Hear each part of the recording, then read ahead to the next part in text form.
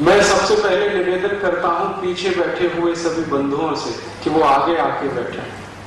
पीछे बैठी हुई माताओं बहनों से भी निवेदन है कि वो आगे आके बैठे।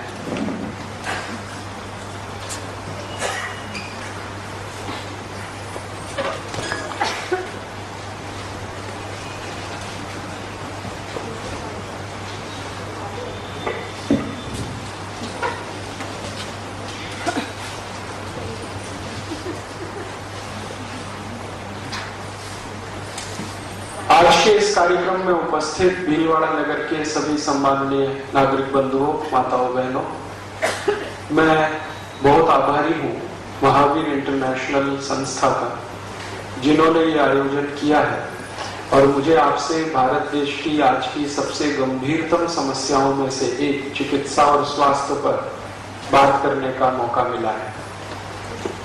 मैं इस निवेदन के साथ मेरा व्याख्यान शुरू करता हूँ कि आप भरपूर प्रश्न पूछें।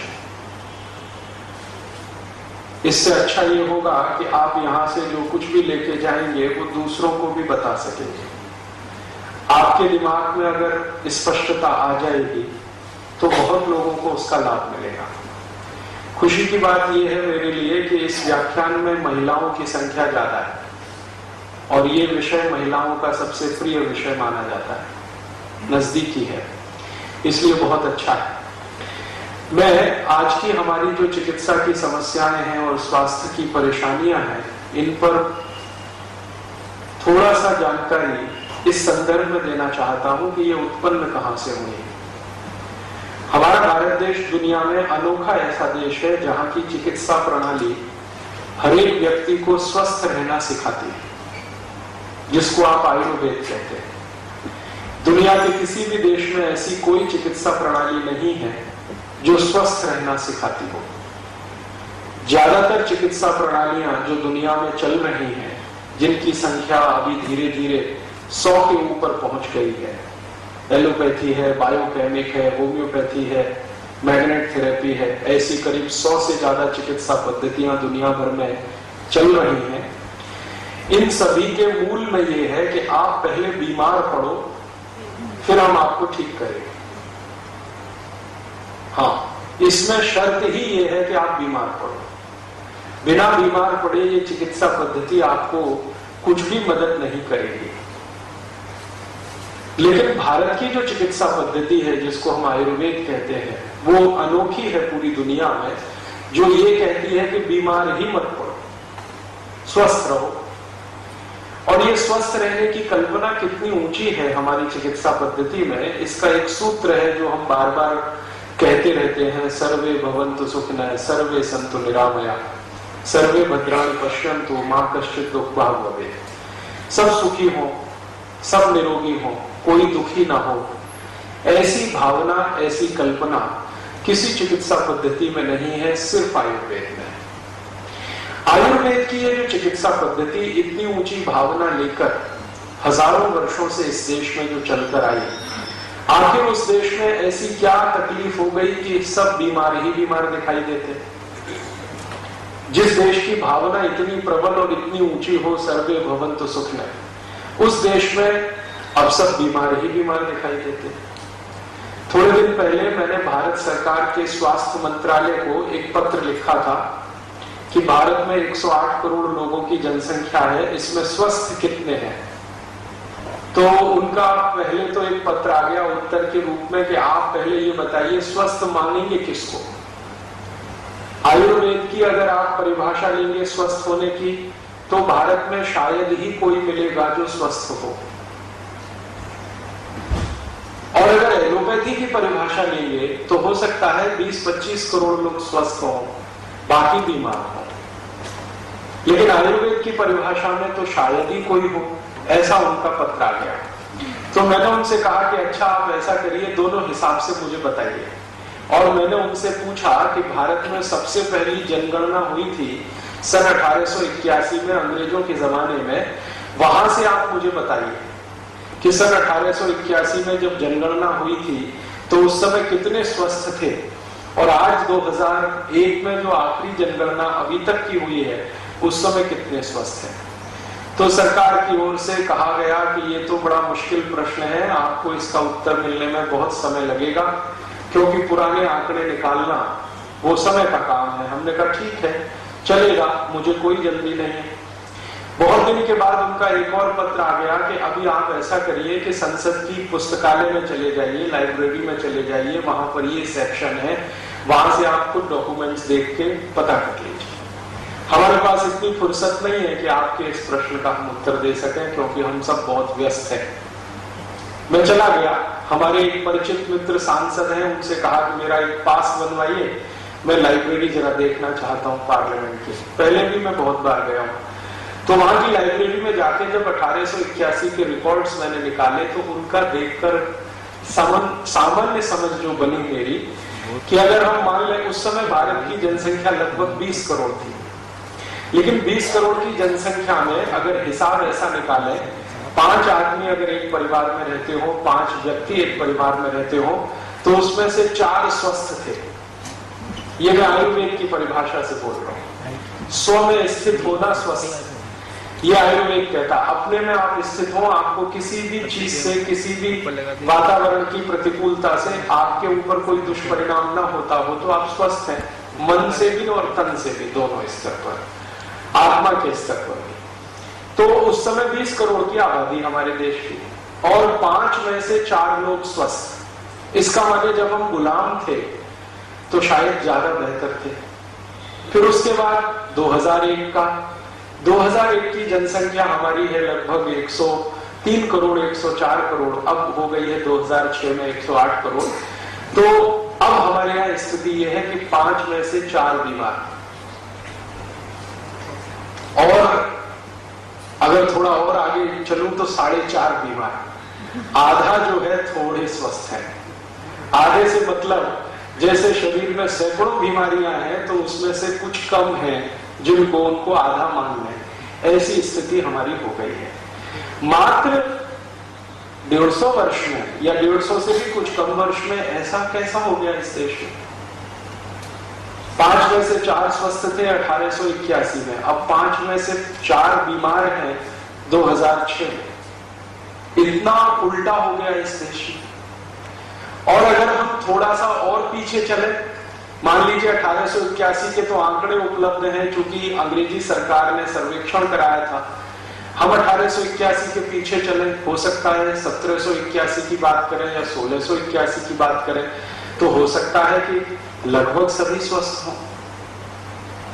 तो हम भारत में पीछे की तरफ जब चलते हैं तो देखते हैं कि ज्यादा स्वस्थ लोग थे।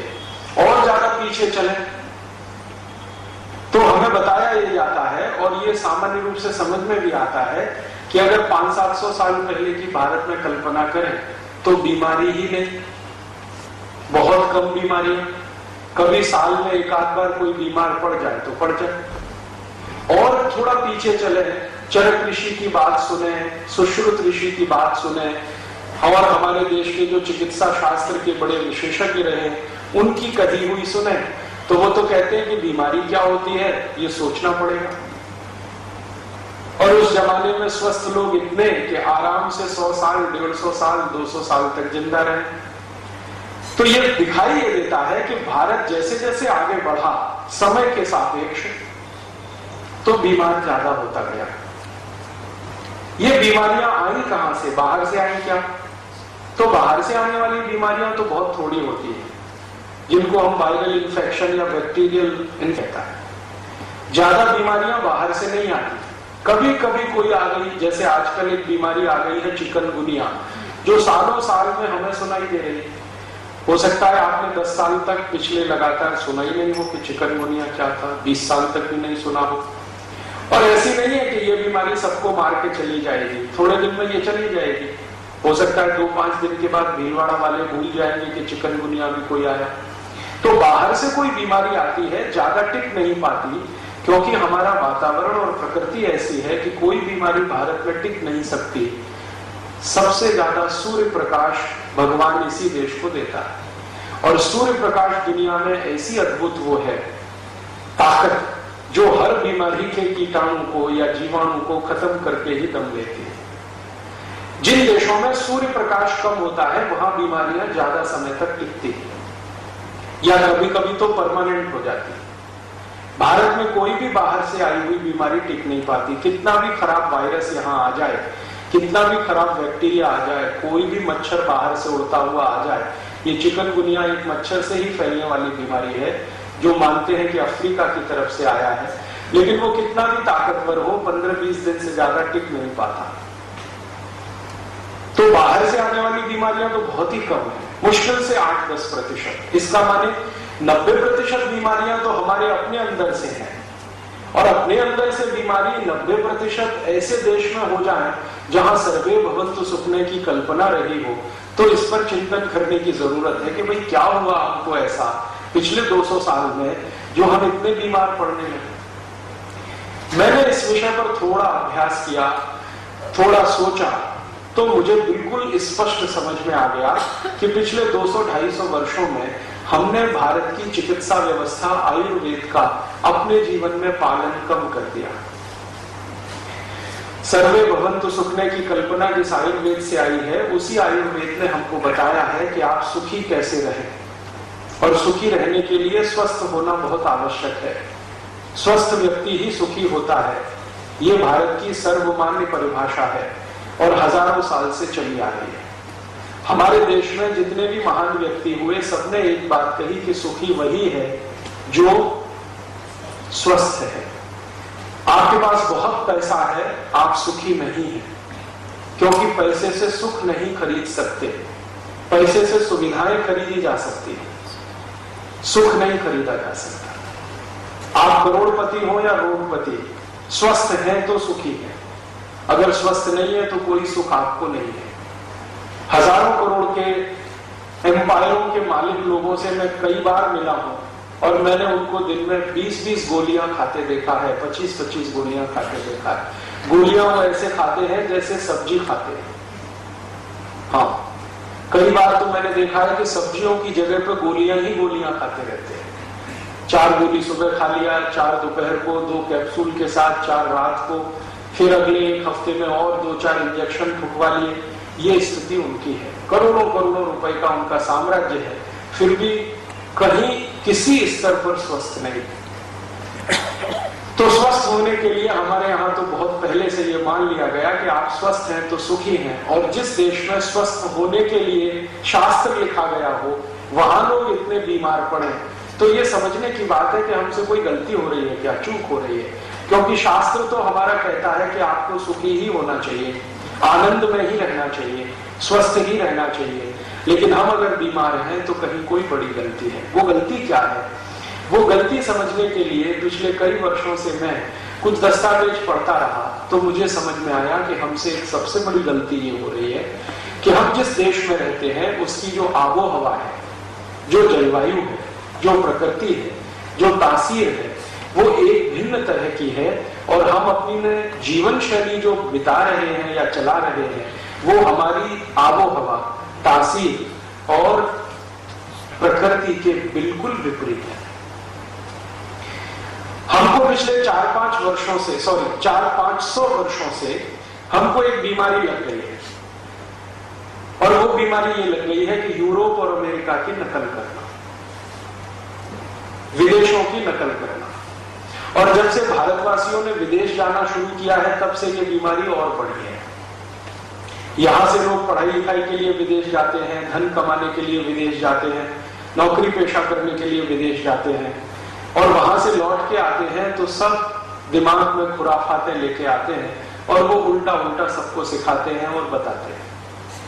हमारे मन पर उनका कुछ असर ज्यादा होता है, क्योंकि वो फॉरेन रिटर्न, हाँ, हम उनको ज्यादा विद्वान मानते हैं जो विदेश पलट होते हैं, बाहर से लौट के आए हैं तो कुछ ज्यादा विद्वता लेके आए हैं, लेकिन वो मूर्खों के मूर्ख सिद्ध होते हैं जब हम हमारी जीवन शैली, आबो हवा और तासीर के हिसाब से उनका विश्लेषण करें। तो हमारे ऊपर बहुत ज्यादा असर हो गया है यूरोप और अमेरिका का, और इतना हो गया है कि सवेरे से शाम तक के जीवन में हम ऐसी बहुत सारी चीजें खा पी रहे हैं या उपयोग कर रहे हैं जो हमारी प्रकृति को बिल्कुल मेल नहीं खाती हैं, हमारी तासीर के उल्टी हैं, हमारी आबो हवा के विपरीत हैं।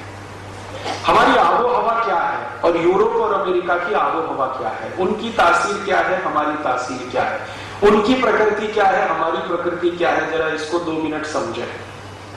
हमारा देश दुनिया में सबसे ज्यादा मशहूर है एक बात के लिए कि भारत में सभी तरह की जलवायु है, पूरी दुनिया में मशहूर है। आपको सुनकर आश्चर्य होगा, दुनिया में आज तक कुल 16 जलवायु तय की गई है या खोजी गई है। जैसे गर्मी है, सर्दी है, बरसात है, गर्मी और सर्दी के बीच का एक मौसम है, सर्दी और बरसात और सर्दी के बीच का एक मौसम है। इस तरह की 16 तरह के मौसम या 16 तरह की जलवायु आज तक पूरी दुनिया में खोजी गई है। और ये बड़ी गर्व की बात है कि भारत में ये सब की सब एक साथ उपलब्ध है। आप चाहें तो दुनिया की सभी जलवायु इस देश में आपको मिलेगी देखने को। कैसी जलवायु आप चाहें देखना, आप अगर कल्पना करें कि हमको अफ्रीका की जलवायु देखनी है तो ज्यादा दूर मत जाइए, यही राजस्थान के जैसलमेर जिले में चले जाइए, अफ्रीका के सारे रेगिस्तानी इलाके की जलवायु आपको जैसलमेर और उसके आसपास दिखाई दे जाएगी। फिर आप कहेंगे जी हमको तो दक्षिणी अमेरिका वाली Brazil, Mexico, Chile, Costa Rica, Colombia की जलवायु देखनी है, तो भी बहुत दूर जाने की जरूरत नहीं पड़ेगी। दक्षिण भारत में कर्नाटक में कुछ एक इलाका है जिसको पहाड़ी इलाका कहते हैं, कुर्ग के आसपास का, वहां चले जाइए तो ब्राजील, मैक्सिको, चिली, कोस्टारिका की जलवायु आपको वहां मिल जाएगी। फिर आपको ऐसा लगता हो कि दुनिया के बहुत अधिक समुद्र से घिरे हुए देशों की जलवायु भारत में देखनी है तो बहुत दूर मत जाइए, 2,500-3 हजार किलोमीटर पर केरल है, केरल को देख लीजिए तो समुद्र के आसपास की जलवायु दिखाई दे जाएगी। फिर आपको अगर ऐसी जलवायु देखनी हो डेनमार्क की, स्वीडन की, जहां बर्फ जमी रहती है सड़कों पर, तो ज्यादा दूर मत जाइए, जम्मू कश्मीर चले जाइए, हिमाचल प्रदेश चले जाइए, उत्तरांचल चले जाइए, आपको वो वहां दिखाई दे जाएगा। फिर आपको ऐसी जलवायु देखनी है जो एकदम सूखी, जहां की हवा में थोड़ी भी नमी ना हो, ऐसी जलवायु देखनी हो तो बहुत दूर मत जाइए, यहाँ चुरू में चले जाइए, राजस्थान में चुरू और सीकर में, तो आपको सूखी जलवायु दिखाई देगी जहां की हवा में शायद ही नमी होती हो, कभी कभी आ जाए नमी तो बड़ी बात मानी जाती है। आपको अगर कीचड़ प्रधान जलवायु देखनी हो, जहां जैसे ऑस्ट्रेलिया, न्यूजीलैंड है ना, वहां बहुत कीचड़ है, तो ऐसी कोई जलवायु आपको देखनी हो तो बहुत दूर जाने की जरूरत नहीं है, भारत के हर शहर में उपलब्ध है। हाँ, जरूरत नहीं कहीं दूर जाने की, क्योंकि नालियों की सफाई ही नहीं होती है, तो वो हर जगह उपलब्ध है। आपको जो देखना हो वो यहां सब है भारत में। और बहुत दिन से भारत के बारे में मैं ये सोचता रहा कि ये चक्कर क्या है, दुनिया में 16 तरह के क्लाइमेट जोन्स माने जाते हैं, वो सबके सब भारत में हैं, तो शायद भगवान की कोई कृपा है। दुनिया के जो दूसरे बड़े देश जिनको हम अमेरिका कहें, Germany, France, Sweden, Switzerland, Denmark, Norway, किसी भी देश में 2 से ज्यादा क्लाइमेट जोन नहीं है। 23 देश हैं यूरोप के जो बहुत नजदीक नजदीक बसे हुए हैं, वहां तो 2 ही क्लाइमेट जोन है, एक ठंड है और एक भयंकर ठंड है, इसके अलावा तीसरी कोई चीज नहीं है। अफ्रीका में चले जाइए तो 2 ही क्लाइमेट जोन है, एक गर्मी है और एक भयंकर गर्मी है। अगर आप लैटिन अमेरिका में जाएं, ब्राजील और मैक्सिको में, तो वहां 2 ही मौसम है, एक बरसात है और एक भयंकर बरसात है। कुछ कुछ देश तो ऐसे हैं जहां 8 महीने पानी बरसता ही रहता है। भारत में भी गोवा में चले जाइए, 8 महीने पानी बरसता रहता है। तो हर देश के बारे में जब ये कहा जाता है भौगोलिक स्तर पर कि ये देश का क्लाइमेट जोन ऐसा, ये देश का क्लाइमेट जोन ऐसा, भारत के बारे में ये कहा जाता है कि सब क्लाइमेट जोन इस देश में है। इसलिए भारत के क्लाइमेट जोन को परिभाषित करने के लिए एक शब्द है समशीतोष्ण। यहां सब कुछ सम है, विषम कुछ भी नहीं है, असम कुछ भी नहीं है, सब सम है, बराबर है। गर्मी आएगी तो बराबर आएगी, बरसात आएगी तो बराबर आएगी, सर्दी आएगी तो बराबर आएगी, वसंत ऋतु आएगी तो बराबर आएगी, शिशिर ऋतु आएगी तो बराबर आएगी। यहां जो भी कुछ है वो बराबर है। तो बराबर है इसलिए दुनिया के भूगोल शास्त्रियों के बीच में या मौसम विज्ञान का अध्ययन करने वालों के बीच में भारत सबसे ऊंचा देश माना जाता है कि यह देश कुछ अद्भुत है। ये जो अद्भुत है हमारा देश, इसके पीछे का कारण क्या है? कैसे हुआ है कि भगवान ने या प्रकृति ने हमको ये सब तरह की जलवायु दी है और बराबर मात्रा में दी है? इसका सबसे बड़ा कारण है कि भारत दुनिया का अकेला देश है जहां सबसे पहले सूर्य निकलता है और सबसे अंत में सूर्य छिपता है। अर्थात इस देश को सूर्य का प्रकाश सबसे ज्यादा मिलता है। अगर आप साल के 365 दिनों को गिने तो शायद ही 3-4 दिन ऐसे जाएंगे इस देश में जब आपको सूर्य दिखाई ना दे, वरना हर दिन आपको सूर्य का प्रकाश मिलेगा, भरपूर मिलेगा। दूसरे देशों की तरफ चले, अमेरिका और यूरोप और उसके आसपास के देश, तो वो बहुत गरीब है इस मामले में कि उनको साल में मुश्किल से 15-20 दिन या बहुत अधिक तो 1 महीना सूर्य का प्रकाश मिलता है, बाकी तो सूर्य निकलता ही नहीं। निकलता है तो प्रकाश नहीं मिलता है। यूरोप में कई देश ऐसे हैं जहां का तापमान न्यूनतम 40 डिग्री ऋणात्मक होता है, -40 डिग्री सेंटीग्रेड। और जिन देशों में शून्य के नीचे 40 डिग्री तापमान चला जाए, आपको कल्पना है जब चुरू का तापमान 0 डिग्री आ जाता है, हर साल आता है, तो कैसी कड़कड़ाती ठंड पड़ती है पूरे राजस्थान और भारत में। अब जरा कल्पना करो कि इससे भी 40 गुना नीचे तापमान चला जाए तो लोगों का क्या हाल होगा। यूरोप के करोड़ों लोगों को हर साल ये झेलना पड़ता है। 40 डिग्री ऋणात्मक जब तापमान हो जाता है तो बर्फ ही बर्फ रहती है, और बर्फ ऐसे गिरती है जैसे यहां बारिश गिरती है। कभी कभी रिमझिम फुहार वाली जैसे बारिश गिरती है ना, वैसे हमेशा बर्फ गिरती रहती है। 24 घंटे, 48 घंटे, 4 दिन, 5 दिन, 10 दिन, 15 दिन, 20 दिन लगातार बर्फ गिरती रहती है। गिरते गिरते सड़क पर बर्फ जमा हो जाती है, 5 फीट, 6 फीट, कभी कभी 10 फीट, 12 फीट। माने घर की जो ऊंचाई है ना पहले मंजिल की, उतनी बर्फ जमा हो जाती है कई बार सड़कों पर। अब यूरोप में समस्या ये है बर्फ की, तो वहां समाधान क्या निकालते हैं लोग इसका? सभी घर जो यूरोप में होते हैं उनमें 2 दरवाजे होते हैं। एक तो सड़क पर खुलता है गली में, और एक छत पे खुलता है। ये छत वाला दरवाजा तब इस्तेमाल होता है जब सड़क पर बर्फ जम जाती है, क्योंकि आप निकलेंगे कैसे दरवाजे से? बर्फ जमी हुई है, थप्पी की थप्पी लगी हुई है। आपकी कार, आपकी मोटर कार, बस सब बर्फ के नीचे दबी रहती है। और महीनों महीनों यूरोप की सरकारें एक ही अभियान पे लगी रहती है कि बुलडोजर लेकर बर्फ को तोड़ते रहना।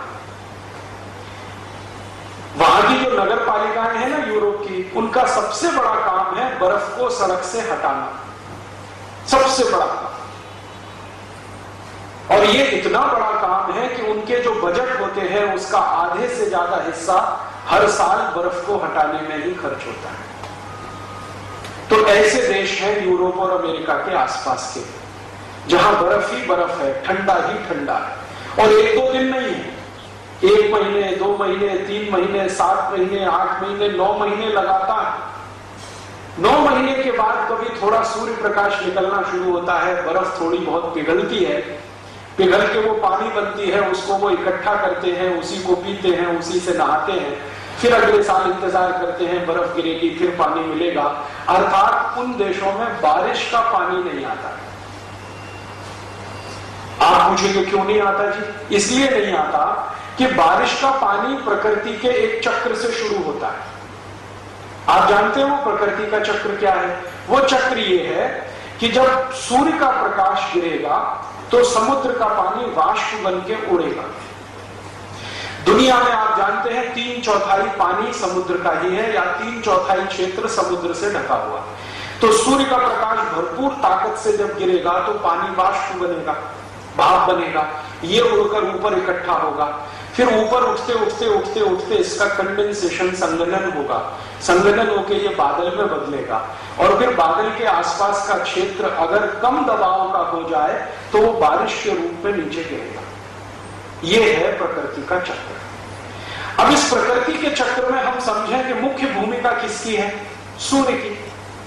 समुद्र तो हमारे पास भी है, अमेरिका के पास भी है, समुद्र तो हमारे पास भी है, ब्रिटेन के पास भी है, समुद्र तो हमारे पास भी है, दुनिया के अरब देशों के पास भी, बहुत सारे देशों में समुद्र है।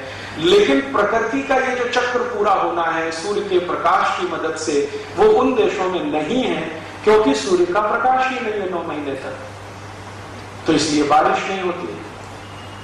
बारिश बिल्कुल अनिश्चित होती है। कभी कभी इन देशों में बारिश होती है, वो भी बर्फ के आधार पर होती है या बर्फ के कारण होती है। हमारे यहां जो बादल के कारण बारिश होती है वो यूरोप में नहीं है। कई बार क्या होता है कि जब बर्फ बहुत बार आसमान के आसपास के इलाके में, जैसे फागे गिरते हैं ना रुई के, ऐसे बर्फ जब गिरती है, कई बार गिरने से रुक जाए या कहीं ठहर जाए तो वो बारिश के रूप में भी बरस सकती है, अगर टेम्परेचर डिफरेंस आ जाए तो उनके यहां कभी कभी ऐसा होता है। अब जरा सोचें कि वहां सूर्य नहीं है, सूर्य का प्रकाश नहीं है, सालों साल नहीं है, तो कभी कभी वहां जब सूर्य निकल आता है ना, तो वो सब पागल हो जाते हैं, और ऐसे पागल हो जाते हैं कि शरीर के सारे कपड़े उतार कर नंगे होकर लेट जाते हैं कि सूर्य का प्रकाश ज्यादा से ज्यादा मिले। इसलिए वो सब समुद्र का किनारा ढूंढते हैं। समुद्र के किनारे क्या होता है, बालू होती है। बालू सबसे जल्दी गर्म होने वाली चीज है, तो सूर्य का थोड़ा भी प्रकाश निकलेगा तो बालू गिरेगी, वो गर्म होगी। तो ये सारे विदेशी लोग जहां सूर्य मिलता नहीं है, वो एकदम नंगे होकर बालू पर लेटे रहते हैं, ताकि बालू से निकलने वाली या रिफ्लेक्ट होने वाली जो हीट है वो भी मिले और ऊपर से भी मिले। वो दिन उनके लिए संडे होता है, सूर्य का दिन, और वही दिन उनके यहां गुड मॉर्निंग होता है। गुड मॉर्निंग माने अच्छी सुबह, अच्छी सुबह माने सूर्य दिखाई दे गया, इसलिए वो एक दूसरे को गुड मॉर्निंग करते रहते हैं। हमारे भारत में तो every morning is good morning, रोज सूर्य का प्रकाश मिलता है। हम जानते हैं कि हजारों साल से मिल रहा है, अगले हजारों साल तक मिलेगा, लेकिन फिर हम उनकी नकल करके गुड मॉर्निंग करने लगे। ऐसे यूरोप के लोग गुड नाइट करते हैं। गुड नाइट तब होती है जिस रात को बर्फ ना पड़े, वो गुड नाइट होती है। तो एक दूसरे को वो विश करते हैं कि आज की रात अच्छी हो, माने बर्फ ना पड़े। हमारे यहाँ तो every night is good night. Good afternoon, good afternoon उनके यहां तब होता है जब धूल भरी हवा ना चले, धूल भरी तो कम कहो, बर्फ भरी हवा ना चले, तो गुड आफ्टरनून होता है। भारत में every afternoon is good afternoon.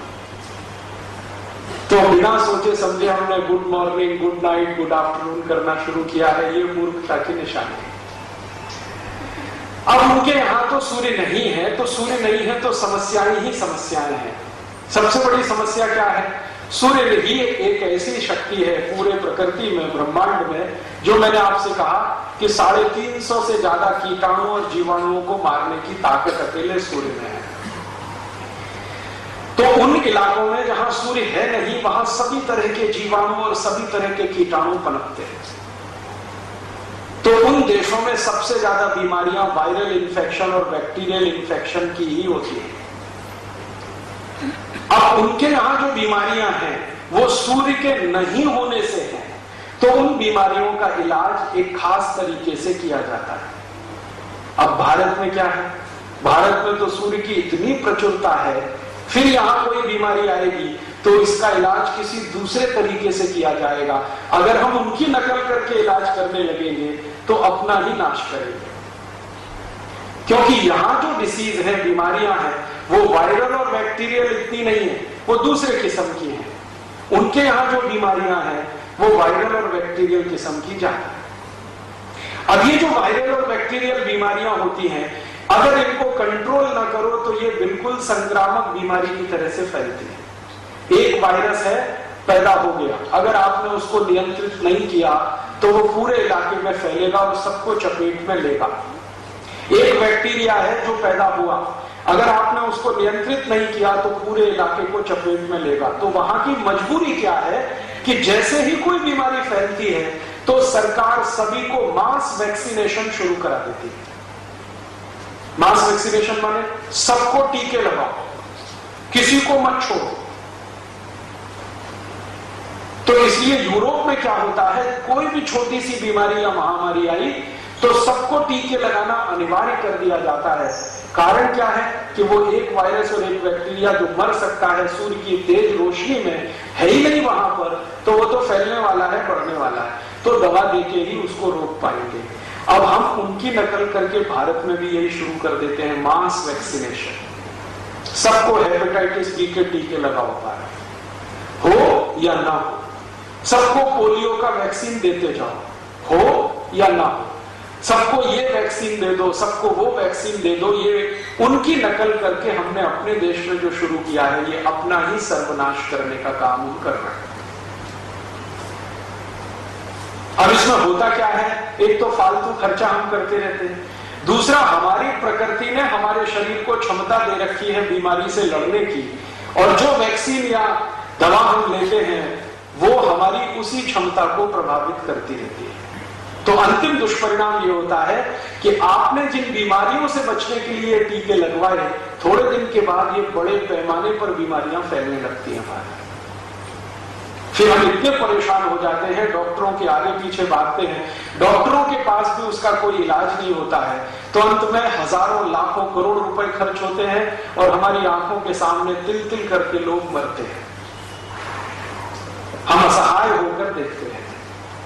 गलती कहां होती है? यूरोप और अमेरिका में मास वैक्सीनेशन बहुत जरूरी है, क्योंकि सूर्य का प्रकाश नहीं है, एक छोटा भी कीटाणु या जीवाणु उनके यहां तबाह कर सकता है सबके स्वास्थ्य को। भारत में ऐसा नहीं है, इतना जबरदस्त सूर्य का प्रकाश है कि कोई जीवाणु कीटाणु 2 दिन भी जिंदा रह जाए तो उसके लिए बड़ी बात। लेकिन हमने नकल करना शुरू किया है, और उसी का दुष्परिणाम आज हमारे जीवन में है कि जिन 108 करोड़ लोगों को स्वस्थ रहना चाहिए था, वो किसी न किसी बीमारी में फंसे हुए हैं। और भगवान न करे आने वाले समय में क्या होगा, हर 5 साल से छोटे बच्चे को हम पोलियो की वैक्सीन पिला रहे हैं। 1 बार पिलानी थी, 2 बार पिलानी थी, अब 10 बार हो गया, 20 बार हो गया, 25 बार हो गया, अब बंद ही होने का नाम नहीं ले रहा। यूरोप में शायद ये मास वैक्सीनेशन जरूरी है, अमेरिका और उसके आसपास के देशों में जरूरी है, भारत में ऐसा जरूरी नहीं है, क्योंकि यहां तो जो बच्चे पैदा हो रहे हैं अपनी मां के गर्भ से, अगर मां स्वस्थ है तो उसको इस तरह की कोई चांस नहीं। लेकिन आप दे रहे हैं उसको वायरस, वैक्सीन के रूप में वही वायरस आप दे रहे हैं जो पोलियो पैदा करने के लिए जिम्मेदार है। बस इतना ही अंतर है कि वो मृत स्वरूप में है, लेकिन अंदर जाके कभी जीवित हुआ तो वही पोलियो कर देगा। और ऐसे में आपको हजारों केस दिखा सकता हूं इस देश में जिनको पोलियो वैक्सीन देने के बाद ही पोलियो हुआ है। मैं स्वयं भी चिकित्सा का कार्य करता हूं, लेकिन सेवा के लिए, पैसे के लिए नहीं। मेरे पास हर साल में ऐसे सैकड़ों बच्चे आते हैं जिनकी मां शिकायत करती है, और अजीब भाई इनको पोलियो वैक्सीन दिया, अभी देखो फिर पोलियो हो गया, चक्कर क्या है? तो उसको मैं समझाता हूं, समझ में नहीं आता उनको, शायद उसको नहीं देते तो कभी नहीं होता। कम से कम मेरी जनरेशन में जितने लोगों को मैं जानता हूं किसी ने पोलियो वैक्सीन नहीं लिया, हम में से तो किसी को पोलियो नहीं हो गया। कारण क्या है? हमको बचाने वाला सूर्य है, हर दिन है। और गर्मियों में जब सूर्य का तापमान 50 डिग्री चला जाता है तो आप तो परेशान होते हैं गर्मी से, लेकिन वो अच्छा है, क्योंकि वो 50 डिग्री तक पहुंचकर सब जीवाणु कीटाणुओं को साफ कर देगा। हमें ऐसी कोई जरूरत नहीं है, लेकिन अंधाधुंध बिना सोचे, बिना विचारे, बिना समझे हम ये सब कर रहे हैं। उसके दुष्परिणाम में बीमारियां बढ़ रही हैं। और एक दूसरा काम हम क्या कर रहे हैं, मैंने आपसे कहा कि यूरोप में भयंकर ठंड है। भयंकर ठंड है तो प्रकृति ने उन्हें कुछ भी नहीं दिया। कारण क्या है? आप जरा थोड़ी देर ऐसी कल्पना करो कि बर्फ की मोटी मोटी परत खेत में 6-6 महीने है, 8-8 महीने खेत में बर्फ जमी हुई है। अब इसमें कुछ उगेगा, कुछ पैदा होगा खेत में? हम कितना भी बीज डालें, खेत में से घास का तिनका नहीं उगने वाला, क्योंकि घास का तिनका भी उगने के लिए सूर्य की धूप लगती है, सूर्य का प्रकाश लगता है। आपके पास कितना भी अच्छा बीज हो, कितना भी अच्छा खेत हो और कितनी भी अच्छी खाद हो, जो सूर्य का प्रकाश नहीं है तो बीज में से अंकुरण भी नहीं होता। तो यूरोप और अमेरिका के इलाके में खेत की मिट्टी में से कुछ पैदा नहीं होता। लेके उनके यहाँ 2-3 फसलें होती हैं, वो भी तब जब गर्मी आ जाती है। गर्मी तो बहुत आती नहीं है उनके यहाँ, लेकिन सूर्य थोड़ा दिखाई देता है साल में 2-3 महीने, उन्हीं दिनों में कुछ उनके यहाँ होता है। एक तो गेहूं हो जाता है कुछ देशों में, दूसरी हो जाती है मक्का, भुट्टा, और तीसरा कुछ देशों में हो जाती है कपास। चौथी कोई चीज उनके यहां ज्यादा होती नहीं, ज्यादा चीजों को वो बाहर से मंगाते हैं। अब उनके पास एक ही चीज है, गेहूं। तो क्या खाएंगे? कोई गेहूं खाएंगे, बाजरी तो कल्पना नहीं कर पाएंगे। और ये गेहूं कुछ ही देशों में होता है, सब जगह नहीं होता, ये भी ध्यान रखिए। भारत में 6,32,000 गांव हैं। सरकार के आंकड़े बताते हैं कि कुछ गांव के हिस्से 2 कर दिए हैं, तो अब उनकी संख्या 8,32,000 के आसपास है। भारत के 8,32,000 गांव में कहीं भी चले जाइए, किसी भी गांव में गेहूं हो जाएगा। कहीं भी चले जाइए, किसी भी गांव में मक्की आ जाएगी, कहीं भी चले जाइए बाजरा हो जाएगा, कहीं भी चले जाइए धान हो जाएगा। राजस्थान के कुछ इलाकों को छोड़कर जहां बहुत सूखा है, बाकी बहुत सारी जगह धान हो जाएगा। दालें हो जाएंगी, अरहर की दाल, मूंग की दाल, मसूर की दाल, उड़द की दाल, सब तरह की दालें हो जाएंगी, सरसों हो जाएगी, तिल हो जाएगा। माने जो कुछ हमें जीवन में चाहिए वो सब हिंदुस्तान के लगभग सभी गांवों में हो जाएगा। यूरोप में ऐसा नहीं है। यूरोप की तो सबसे बड़ी मजबूरी ये है कि गेहूं कुछ इलाके में होगा, मक्की कुछ दूसरे इलाके में होगी, कपास किसी तीसरे इलाके में होगी। सब्जियां होने की कल्पना उनके देश में हो नहीं पाती, क्योंकि सब्जियों को होने के लिए सबसे ज्यादा सूर्य का प्रकाश लगता है, और ज्यादा सूर्य का प्रकाश मिल नहीं पाता तो सब्जियां हो नहीं पाती। थोड़ी बहुत दाल वाल हो जाती है। जो धान्य में पतली बाल निकलती है ना, पतली, जिसका स्टेम बहुत पतला है, तना, वो तो वहां हो जाएगा ले देके, थोड़ा भी मोटा हुआ नहीं हो सकता, क्योंकि सूर्य का प्रकाश ज्यादा चाहिए। तो उनके यहाँ सब चीज सब जगह नहीं होती, कुछ ही चीजें कुछ जगह होती हैं, तो इन चीजों को ही खाना उनकी मजबूरी है। अब उनके यहाँ गेहूं है, तो गेहूं को ही वो खाएंगे, उसके अलावा तो कोई कल्पना नहीं आएगी। और गेहूं को खाने के लिए कुछ बनाना पड़ेगा, प्रिपरेशन करना पड़ेगा, तो ठंडी के कारण ज्यादा प्रिपरेशन भी नहीं हो सकती। जैसे मैं आपको एक कल्पना बताऊं, आप तो तुरंत समझ जाएंगे। आपने गेहूं का आटा गूंदना शुरू किया, कल्पना करिए, अचानक से तापमान 0 के नीचे चला गया, तो आटा ही नहीं गूंद पाएंगे आप। आपकी जो उंगलियां हैं ना, एकदम जाम हो जाएगी, इनमें फ्लेक्सिबिलिटी चली जाएगी। और 0 के नीचे 5 डिग्री गया, 10 डिग्री गया, तो ये तो हिलाना भी मुश्किल हो जाएगा हाथ का। और जो आटे में पानी मिलाया है वो तो कुछ और ही हो जाएगा, वो पानी ही बर्फ हो जाएगा। आटा को बर्फ में कैसे मिलाएंगे? तो रोटी नहीं बनेगी। इसलिए यूरोप में कोई रोटी बनाना नहीं जानता, रोटी नहीं बना पाते। गेहूं है, गेहूं का आटा है, लेकिन रोटी बनाना नहीं है उनके यहां, जानता भी नहीं है, क्योंकि उनकी प्रकृति मजबूर करती है उनको कि तुम बना ही नहीं सकते रोटी। रोटी तो उन्हीं देशों में बन सकती है जहां तापमान समशीतोष्ण होता है, उंगलियां भी काम करती रहे, हाथ की कलाइयां भी काम करती रहे, आटा और पानी का बैलेंस बना रहे, तो रोटी बनने का काम शुरू हो सकता है। उनके यहां तो संभव नहीं है। तो वो करते क्या है, आटे को सड़ाते हैं, जिसको आप कहते हैं ना फर्मेंटेशन, फर्मेंटेड करते हैं। और सड़े हुए आटे में से सिर्फ पाव रोटी ही बन सकती है, रोटी नहीं बन सकती। सड़े हुए आटे में से डबल रोटी ही बन सकती है, रोटी नहीं बन सकती, चपाती नहीं बन सकती। तो वो बेचारे मजबूर हैं कि आटे को सड़ाएं और सड़ने के लिए बड़े बड़े टैंक बनाएं, उन टैंकों का टेम्परेचर मेंटेन करें, बाहर की दुनिया से उन टैंकों को काट के रखें, क्योंकि फर्मेंटेशन के लिए भी थोड़ी गर्मी लगती है। तो वहां क्या होता है, बड़ी बड़ी फैक्ट्रियां होती हैं जहां गेहूं भेजा जाता है, और उन फैक्ट्रियों के अंदर आप कभी जाके देखें तो आटे को सड़ाया जाता है, टैंकों में भर के रखा जाता है, और वो आटा 2 दिन, 5 दिन, 10 दिन सड़ता रहता है। आंखों से, खुली आंखों से देखें तो उसमें कीड़े बदबदाते रहते हैं, छोटे छोटे, कई बार, जो उनके इलाकों में बहुत होते हैं। फिर उन्हीं कीड़ों को आटे के साथ मैश कर दिया जाता है, फिर उसी से पाव रोटी बन जाती है। अब उस पाव रोटी को ही खाना है सवेरे, दोपहर, शाम, चौथी जब भी भूख लगे, क्योंकि और कुछ है नहीं खाने के। तो उन्होंने पाव रोटी के कई प्रिपरेशन बनाए हैं। पाव रोटी को बीच में से काटो, इसमें कुछ सलाद लगा दो, पाव रोटी को बीच में से काटो, इसमें कुछ मक्खन लगा दो, पाव रोटी को बीच में से काटो, इसमें गाजर मूली ककड़ी भर दो, पाव रोटी को बीच में से काटो तो इसमें कुछ सॉस भर दो, और उन्हीं को कुछ कुछ नाम है दे दिए, pizza, burger, hot dog, cold dog, chow mein, है वो सब पाव रोटी ही। अब दूसरी समस्या क्या है कि ये जो गेहूं का आटा वो सड़ा के पाव रोटी या डबल रोटी बना लेते हैं, अब ये वही खा सकते हैं और पचा भी सकते हैं, क्योंकि जिनके वातावरण और तापमान का प्रकृति के हिसाब से मेल बैठता है ना, वही उसको खा पी के पचा भी सकते हैं। आपके तो बस की बात नहीं है।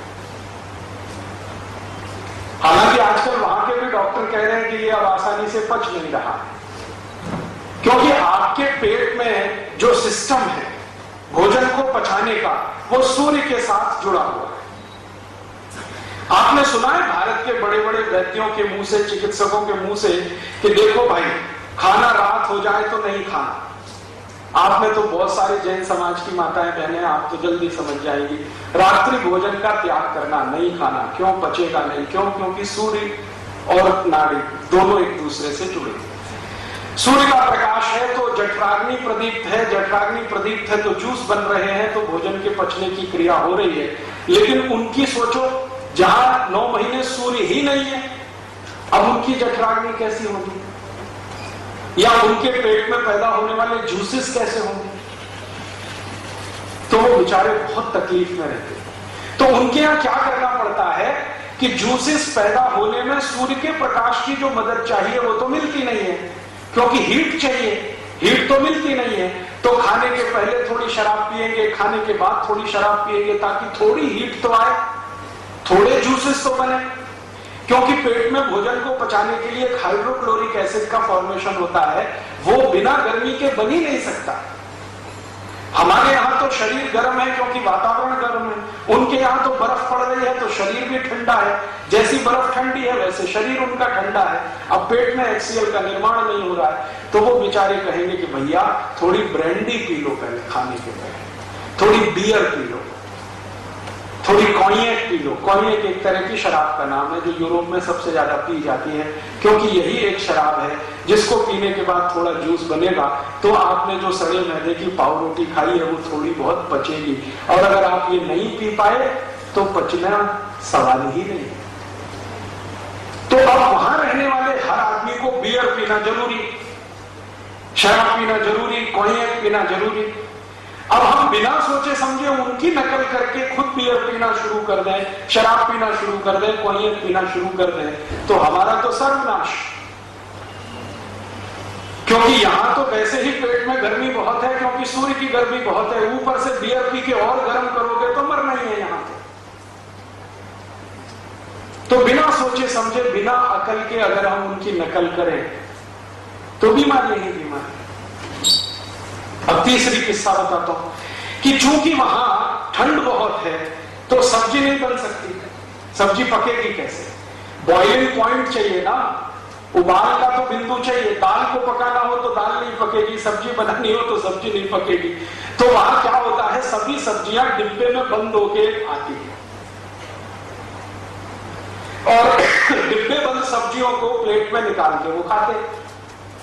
अब डिब्बा बंद सब्जी की विशेषता यह है कि उसमें नमक मिला के नहीं डाल सकते डिब्बे में, नहीं तो खराब हो जाती है, तो नमक ऊपर से मिलाना पड़ता है।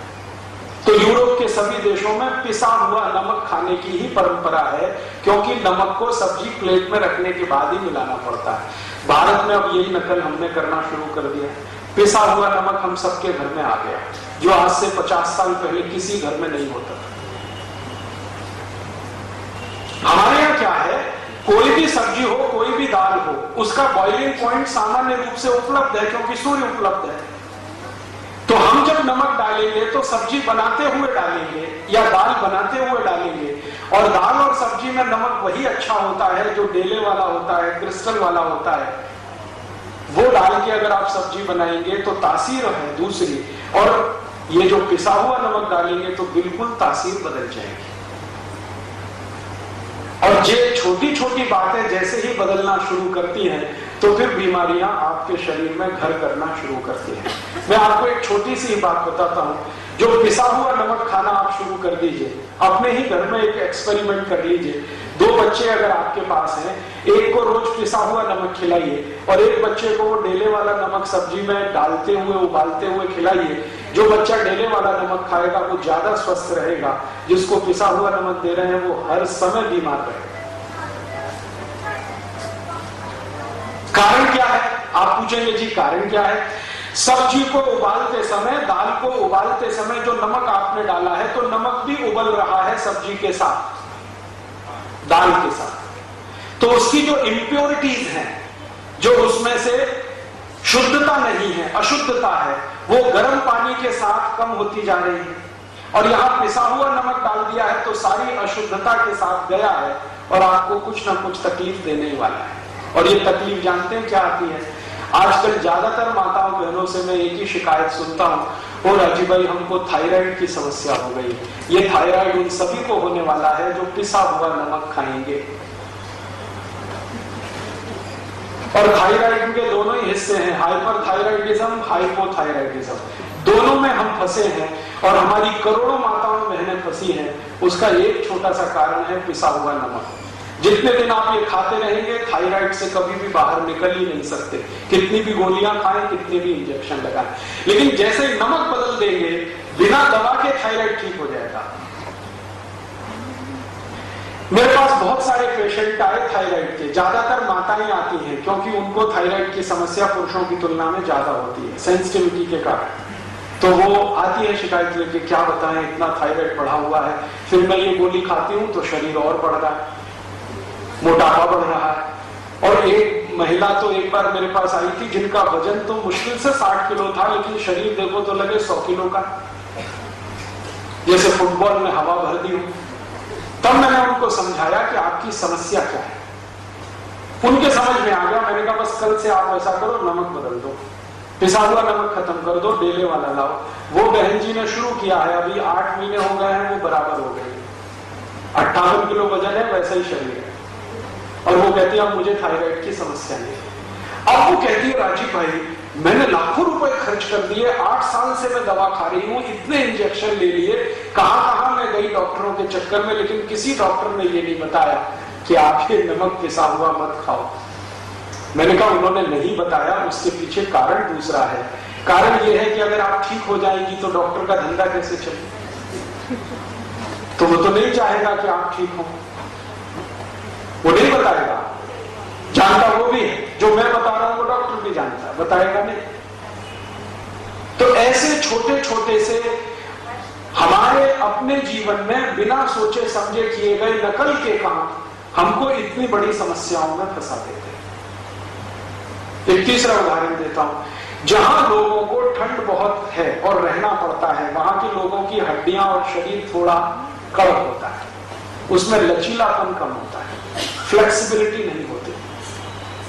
आप थोड़े दिन एक प्रयोग करके देखते हो, आप बैठो, उसके चारों तरफ बर्फ की सिल्लियां रख लो, एक इधर एक इधर एक इधर, और बीच में बैठ जाओ, तो पीठ ऐसी अकड़ जाएगी कि उठना भी मुश्किल हो जाएगा।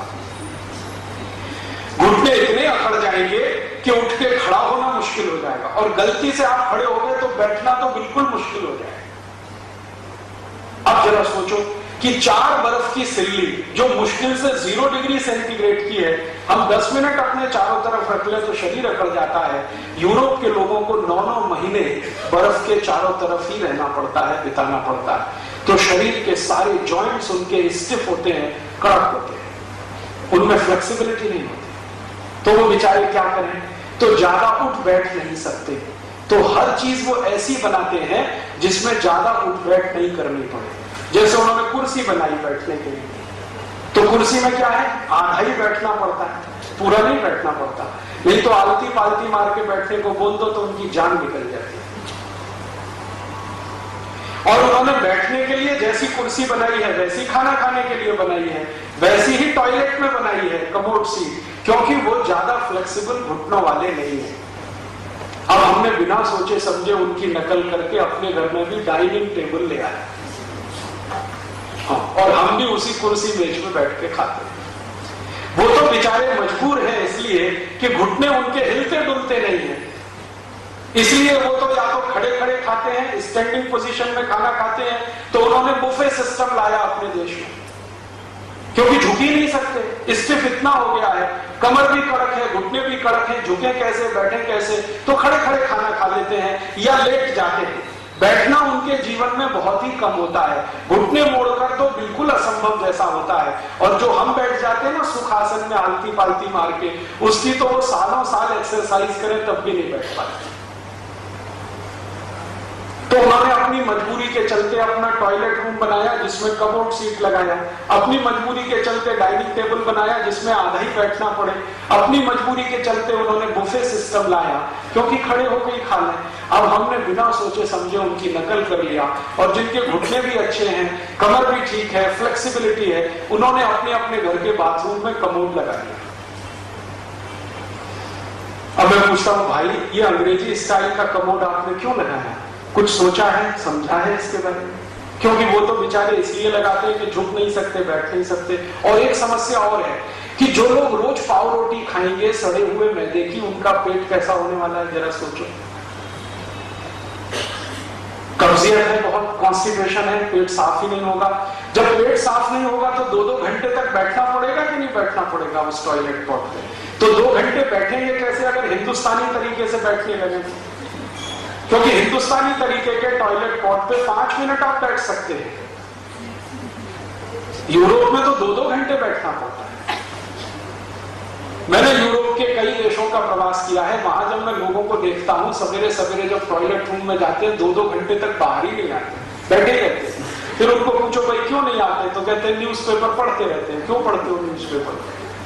टट्टी साफ नहीं होती, संडास नहीं होती, पेट साफ नहीं होता, इंतजार करना पड़ता है, जोर लगाना पड़ता है, कभी कभी गाना भी गाते रहते हैं, मेरे सपनों की रानी कभी आई, वो आती नहीं है। ये उनकी सबसे बड़ी समस्या है। और भारत में क्या है? भारत का खान पीन ऐसा है और सूर्य के प्रकाश से पाचन का तंत्र ऐसा है कि टॉयलेट रूम में 5 मिनट से ज्यादा बैठने की जरूरत नहीं है।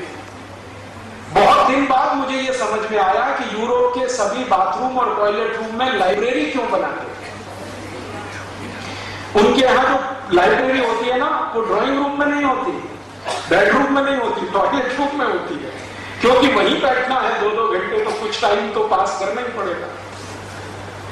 अब जरा आगे बढ़ता हूं, जिनको पेट साफ नहीं होता उनको क्या क्या होता है। दुनिया की 103 बीमारियां उन्हीं को होती है, क्योंकि आयुर्वेद ये कहता है कि अगर आपकी आंतें साफ नहीं है, लार्ज इंटेस्टाइन और स्मॉल इंटेस्टाइन, बड़ी और छोटी आंत साफ नहीं है, तो बीमारियों का केंद्र आपके घर में ही है। और 90% बीमारियां आपको मालूम है कब्जियत से शुरू होती हैं, कॉन्स्टिपेशन से शुरू होती है। हमारे देश में सभी बड़े चिकित्सक और वैद्य कहते हैं कि जिनका पेट साफ नहीं हुआ उनको कुछ भी बीमारी आएगी, संधिवात हो जाएगा, डायबिटीज हो जाएगी, कॉन्स्टिपेशन तो रहने वाला है, मुंह में से भयंकर बदबू आएगी, दांत आपके खराब हो जाएंगे, सांस में इतनी तेज बदबू होगी कि पड़ोसी बैठ नहीं पाएगा आपके पास, रात को नींद नहीं आएगी, भूख समय से नहीं लगेगी, भूख ठीक से नहीं लगेगी, शरीर में कमजोरी आती जाएगी। ऐसी 103 बीमारियां एक साथ आएंगी। अब उनको चूंकि कॉन्स्टिपेशन बहुत है तो ये सब बीमारियां उनको होती हैं। तो अब उसका इलाज क्या करते हैं वो? जब पेट साफ नहीं होगा तो सांस की बदबू भयंकर होगी। अब उस सांस की बदबू को रोकने के लिए वो दिन भर टूथपेस्ट रगड़ते हैं, और टूथपेस्ट अकेले से सांस की बदबू नहीं रुकती है, तो उसके बाद माउथ फ्रेशनर स्प्रे करते रहते हैं। यूरोप में एक माउथ फ्रेशनर दिखता है, लिस्ट्रीन, बिना नागा, माने बिना एक दिन छोड़े हुए दिन में 3-3, 4-4 बार वो लिस्ट्रीन का स्प्रे करते हैं बदबू को रोकने के लिए। पेट साफ नहीं कर पाते अपना, लिस्ट्रीन स्प्रे करते रहते हैं। अब हम हिंदुस्तानी भी उनकी नकल करके लिस्ट्रीन अपने घर में ले आए और हमने स्प्रे करना शुरू कर दिया, तो अपना ही सर्वनाश। दूसरा, उनकी एक और समस्या है कि अगर पेट साफ नहीं होगा तो पसीने की भी बदबू बहुत आएगी, और पसीने में से बदबू आएगी तो उस बदबू को कंट्रोल करने के लिए वो पता है क्या करते हैं? वो डिओडोरेंट स्प्रे करते हैं, सेंट स्प्रे करते हैं, डिओडोरेंट स्प्रे करते हैं, क्योंकि पसीने से बदबू आ रही है। लेकिन वो अंदर की जो कमी है वो दूर नहीं कर पा रहे। अब हम उनकी नकल करके अपने घर में डिओडोरेंट स्प्रे करने लगे और उनकी नकल करके सेंट स्प्रे करने लगे तो हमको चर्म रोग जरूर हो जाएगा, स्किन डिसीज जरूर हो जाएगी। और आपको छोटी छोटी कुछ बातें बताता हूं। जिनको पेट साफ नहीं होता उनके बाल बहुत कड़क होते हैं। ये आप अपने घर में भी देख लो कभी। अगर आपको पेट साफ नहीं हुआ बाल आपके कड़क हो जाएंगे। जिनको पेट साफ नहीं होगा उनके बाल कड़क हैं। बाल कड़क हैं तो उनको सॉफ्ट बनाने के लिए शैम्पू लगाते रहते हैं और शैम्पू से भी सॉफ्ट नहीं होता तो कंडीशनर उसमें अप्लाई करते रहते हैं। ये उनकी समस्या है, परेशानी है, कोई फैशन नहीं है। क्योंकि यूरोप के 99% लोगों को कब्जियत है, माताओं को, बहनों को, पुरुषों को, तो बाल इतने कड़े हैं, छू के देखो तो कांटे जैसे लगते हैं। तो उन बालों को सॉफ्ट बनाना है तो कोई ना कोई कंडीशनर लगाना ही पड़ेगा। कंडीशनर 6 घंटे से ज्यादा काम नहीं करता तो हर 6 घंटे में कंडीशनर लगाते रहते। फिर उन्होंने एक नया कुछ ढूंढा है आजकल, वो ये कहते हैं कि ये कंडीशनर 6 घंटे काम करे और उसके आगे 6 घंटे कुछ और काम करे, तो क्रीम लगाते रहते हैं बालों में। हेयर क्रीम आती है ना, ताकि वो सॉफ्ट रहें। तेल नहीं लगाते क्योंकि तेल होता ही नहीं उन देशों में, लगाएं क्या? ना सरसों होती है, ना तिल होता है, ना मूंगफली होती है, ना कुछ और होता है। ले दे के एक ही चीज होती है, सोयाबीन, सो उसका तेल अच्छा नहीं माना जाता। तो वो बिल क्रीम लगाएंगे या हेयर क्रीम लगाएंगे, कंडीशनर लगाएंगे, शैम्पू लगाएंगे, क्योंकि बाल बहुत ही कड़क हैं। अब हम क्या कर रहे हैं, उनकी नकल अंधाधुंध करके अपने अपने बालों में थोप रहे हैं शैम्पू, हेयर कंडीशनर और पता नहीं क्या क्या। तो अंतिम परिणाम यह है कि बाल के गुच्छे टूट रहे हैं। बस कम से कम ऐसी हजारों माताएं मैंने आती हैं जो कहती है राजीव भाई बाल टूटते हैं, कुछ दवा बताओ। मैं कहता हूं शैम्पू और कंडीशनर बंद कर दो, तो वो तो बंद नहीं कर सकते। तो मैं कहता हूं माफ करो, मैं आपका इलाज नहीं कर सकता, क्योंकि आप हेयर कंडीशनर शैम्पू लगाते रहो, बाल तोड़ने का तो वो कहानी है, फिर आप मेरी दवा खाओ, उससे कुछ होने वाला नहीं।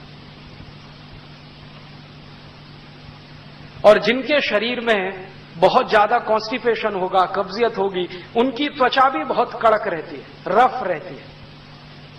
और स्किन चूंकि रफ रहती है तो कोई ना कोई उनको कोल्ड क्रीम चाहिए जो स्किन को सॉफ्ट बनाए, तो इसलिए वो कोल्ड क्रीम लगाते रहते हैं। लेकिन वो भी थोड़े ही समय काम करती है, 6-8 घंटे से ज्यादा कोई कोल्ड क्रीम भी काम नहीं करती स्किन पे। तो हर 6-8 घंटे के बाद वो कोल्ड क्रीम पोतते रहते हैं।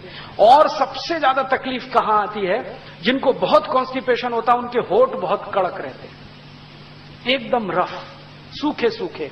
तो उस होठों की सुखावट को छुपाने के लिए लिपस्टिक लगाते रहते हैं। हम बिना सोचे समझे अपने देश में उसको अपने मुंह पे थोपते रहते हैं। पता नहीं कितनी लिपस्टिक तो हम खाने के साथ खा जाते हैं,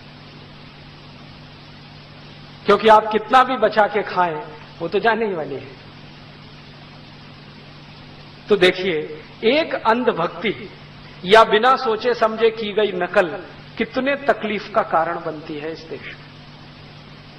अब वो जो कुछ भी करते हैं यूरोप और अमेरिका वाले, वो अपनी ठंड से बचाव के लिए करते हैं, जितना कर पाते हैं। अब उनके यहां ठंड बहुत है तो कपड़े भी ऐसे ही पहनने पड़ेंगे, टाई लगानी पड़ेगी, 3 पीस सूट पहनना पड़ेगा। और आप देखेंगे ना, महिलाएं वो ऊपर तक के स्लीव्स पहनती हैं, मोजे पहनती हैं, क्योंकि उनको ठंड से बचना है। अब हम भी उनकी नकल करके भारत में पहनना शुरू करते हैं। आजकल ये नकल दिल्ली, बंबई, कलकत्ता में बहुत शुरू हुई है। हर चीज में बिना सोचे समझे हम उनकी नकल करें। और अब ये नकल इस खतरनाक स्तर पर पहुंच गई है कि ठंड वाले देशों की मजबूरियों को हमने प्रतिष्ठा का तंत्र बना लिया, स्टेटस सिंबल बना लिया। हमारे घर में पिज्जा आ रहा है तो स्टेटस सिंबल है, बर्गर खा रहे हैं तो स्टेटस सिंबल है, चाउमीन खा रहे हैं, बच्चों को खिला रहे हैं, स्टेटस सिंबल है, नूडल्स खा रहे हैं, बच्चों को खिला रहे हैं, स्टेटस सिंबल है। और कई घरों में तो ये नियम बन गया है कि संडे को तो ये होना ही चाहिए। संडे को माने चाउमीन तो आनी ही चाहिए, बर्गर तो आना ही चाहिए, पिज्जा तो आना ही चाहिए, ये तो आना ही चाहिए। और ये घर में नहीं आ सकता तो होटल में जाके खाना चाहिए। अब उनकी मजबूरियों को हमने जो स्टेटस सिंबल बनाया तो और तकलीफ कर रहा है। तो हमारी सारी की सारी बीमारियों की जो जड़ है ना, वो ये आधी अधूरी समझ से विदेशियों की गई नकल, जो हमें सफल नहीं होने देती। कॉस्मेटिक्स वो सब इस्तेमाल करते हैं क्योंकि उनको स्किन बचा के रखनी है। एक तो अंदर से कॉन्स्टिपेशन के कारण रफनेस है, दूसरी बाहर की ठंड है, बर्फ है, और उस बर्फ के कारण और ज्यादा रफनेस है। तो दोनों मिलाकर उनके यहां तो तकलीफ हो जाती है। इसलिए अपनी स्किन को बचाए रखने के लिए बार बार कुछ लोशन लगाना, बार बार कुछ कॉस्मेटिक्स यूज करना, सौंदर्य प्रसाधन, वो उनकी मजबूरी। और एक दो छोटी बातें बता दूं आपको, छोटी छोटी बातें हैं लेकिन ये काम की है।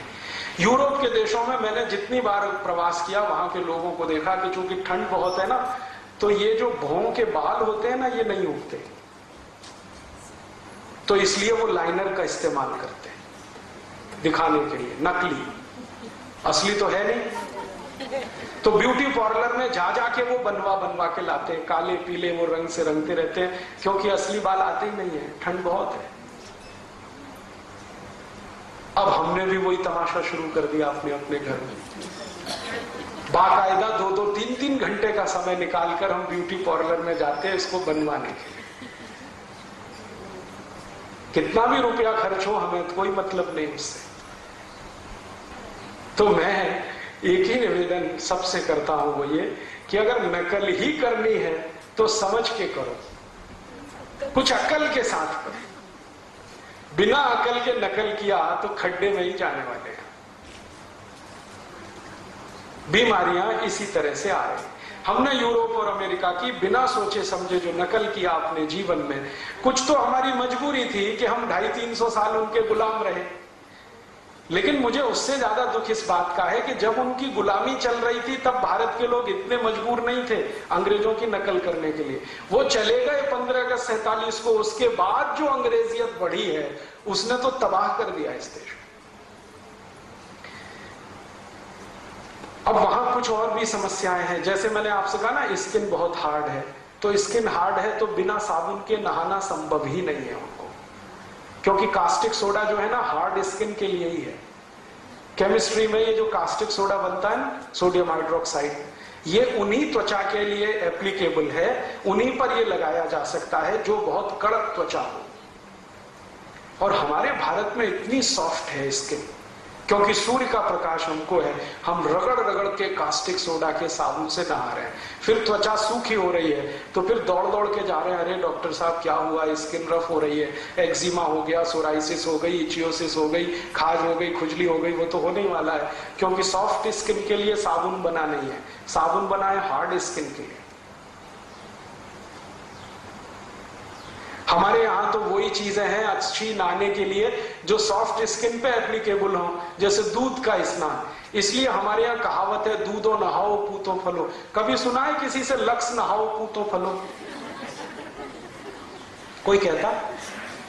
पियर्स से नहाओ पूतो फलो, लाइफ बॉय लगाओ पूतो फलो, दूधो नहाओ पूतो फलो। क्योंकि दूध जो है ना वो सॉफ्ट स्किन की सॉफ्टनेस को बरकरार रखता है। आपकी त्वचा जितनी नरम है उतनी ही नरम वो रखेगा, थोड़ा ज्यादा ही कर देगा, कम नहीं होने देगा। इसलिए शंकर भगवान दूध से नहाते हैं। महाशिवरात्रि को सब उन्हें दूध ही लगाते हैं, किसी को नहीं देखा कि वो साबुन से शंकर जी को नहलाता हो। अब कैसे मूर्ख लोग हैं, हम शंकर जी को तो दूध से नहलाएंगे और खुद साबुन से रगड़ रगड़ के नहाएंगे। और पागलों के पागल कहते हैं जी हम दूध के साबुन से नहाते हैं। अभी दूध से क्यों नहीं नहा लेते अगर दूध के साबुन से नहा रहे हो तो? कहते हैं जी हम तो हल्दी वाली क्रीम लगाते हैं, हल्दी क्यों नहीं लगा लेते? वो हल्दी वाली क्रीम आती है 1500 रुपए किलो और हल्दी आती है 40 रुपए किलो। तो कहो कि हल्दी लगा लो, क्या बात कर रहे हैं, 40 रुपए किलो की चीज हम तो 1600 रुपए किलो की लगाएंगे। उनसे कहो जी दूध से नहा लो, 15 रुपए लीटर का। नहीं नहीं, हम तो साबुन लाएंगे दूध का 350 रुपए किलो वाला। हमारा जो दिमाग है ना घूम गया है, और ये घूमने का कारण है बिना सोचे समझे नकल करना। और ये नकल करवाने में सबसे बड़ा भूमिका हिंदुस्तान में किसी ने निभाई तो सिनेमा ने और टीवी सीरियल्स। सत्यानाश कर दिया इस देश का। टीवी सीरियल में जो भी जानकारी यूरोप की देते हैं आधी अधूरी, पूरी जानकारी कभी नहीं देते, क्योंकि पूरी जानकारी समझने के लिए उनके पास भी फुर्सत नहीं। और सिनेमा बनाने वाले यूरोप में जाके थोड़ी बहुत शूटिंग वूटिंग कर लाते हैं, तो उसी को देख देख के हमारा मन लग जाता रहता, भाई ऐसा कर लो, ऐसा कर लो, ऐसा कर लो।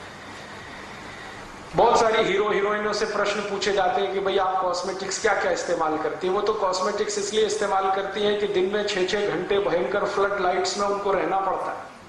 अगर वो कॉस्मेटिक्स ना लगाएं तो उनकी तो त्वचा जल जाए। फिर उन्हीं के मूर्खतापूर्ण टिप्स ले लेके हम अपने जीवन में प्रयोग करना शुरू कर देते हैं, जबकि हमें कोई फ्लड लाइट्स में रहना नहीं पड़ता।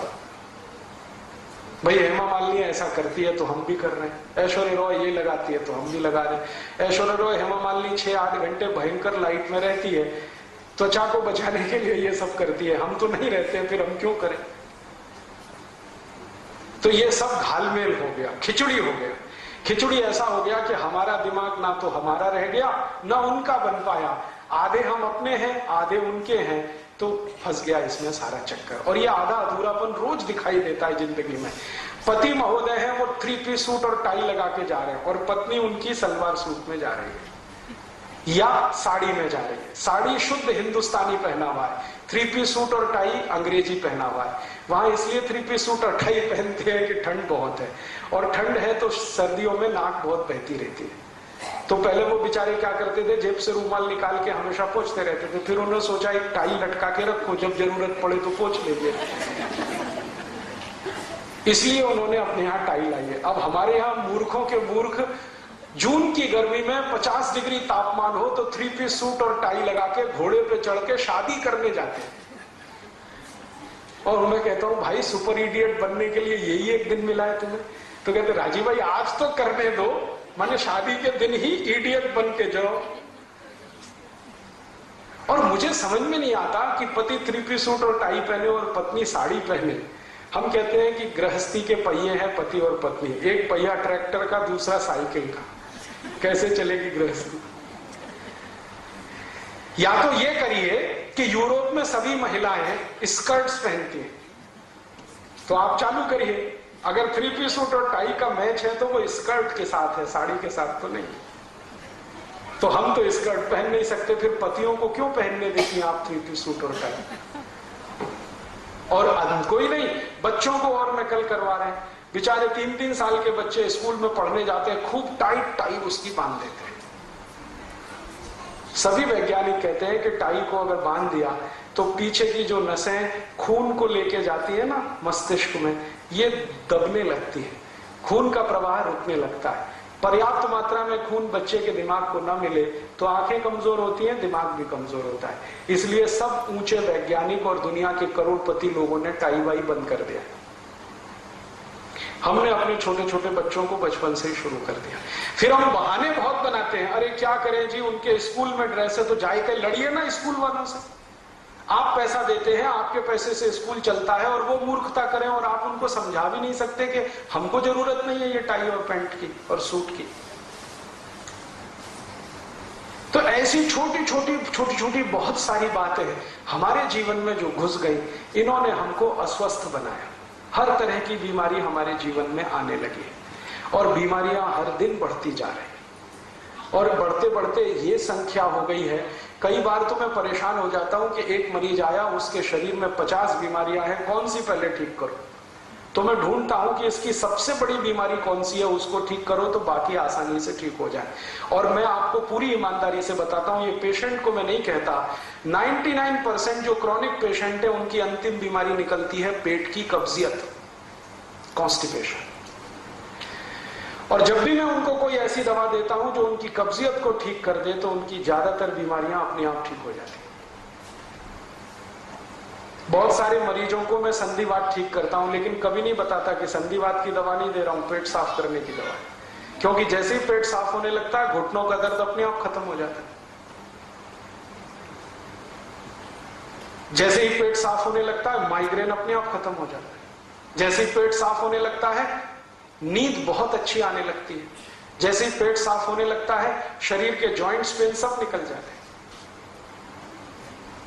और अब गंभीरता से मैं सोचते सोचते इस निष्कर्ष पर पहुंचा कि हमने यूरोप और अमेरिका की नकल करके जो अपने घर में ले आया खान पान, इसने हमको फंसा दिया। अब कैसा फंसा दिया, अब भारत की बात करता हूं थोड़ी। भारत में ये जो आयुर्वेद है ना, ये सबसे बड़ा चिकित्सा शास्त्र है। लेकिन इस चिकित्सा शास्त्र में कई अच्छी अच्छी पुस्तकें लिखी गई हैं, छोटी छोटी कुछ बड़ी बड़ी। एक बहुत अच्छी पुस्तक है, उसका नाम है अष्टांग हृदय। उसको एक दूसरे नाम से भी बोलते हैं कुछ वैज्ञानिक, अष्टांग संग्रह। इसमें 2000 से ज्यादा सूत्र हैं। मुझे आयुर्वेद की जितनी पुस्तकों का अभ्यास करने का मौका मिला, उनमें मेरे हिसाब से ये सर्वश्रेष्ठ पुस्तक है। सर्वश्रेष्ठ क्यों है? क्योंकि यही वो पुस्तक है जो बताती है कि स्वस्थ रहो, मस्त रहो, बीमारी मत पड़ो। तो उसमें स्वस्थ रहने के कुछ नियम हैं और बीमार पड़ने के कुछ कारण हैं। अब आपको अगर मैं कहूं तो आप परेशान हो जाएंगे ये सुनकर। इस अष्टांग हृदय में या अष्टांग संग्रह में किसी भी व्यक्ति के बीमार होने के सबसे बड़े कारणों में से एक कारण यह है कि वो ऐसा खाना खाते हैं जिनको सूर्य प्रकाश नहीं मिला या पवन का स्पर्श नहीं हुआ। और अष्टांग हृदय कहता है कि जो व्यक्ति सूर्य के प्रकाश का स्पर्श किए बिना और पवन का स्पर्श किए बिना खाना खाएंगे, माने जिस खाने को सूर्य प्रकाश नहीं मिला, जिस खाने को हवा ने नहीं छुआ, ऐसा खाना खाएंगे तो बीमारियों का घर तो शरीर होने ही वाला है। और ऐसी चीज क्या है हमारे घर में? रेफ्रिजरेटर।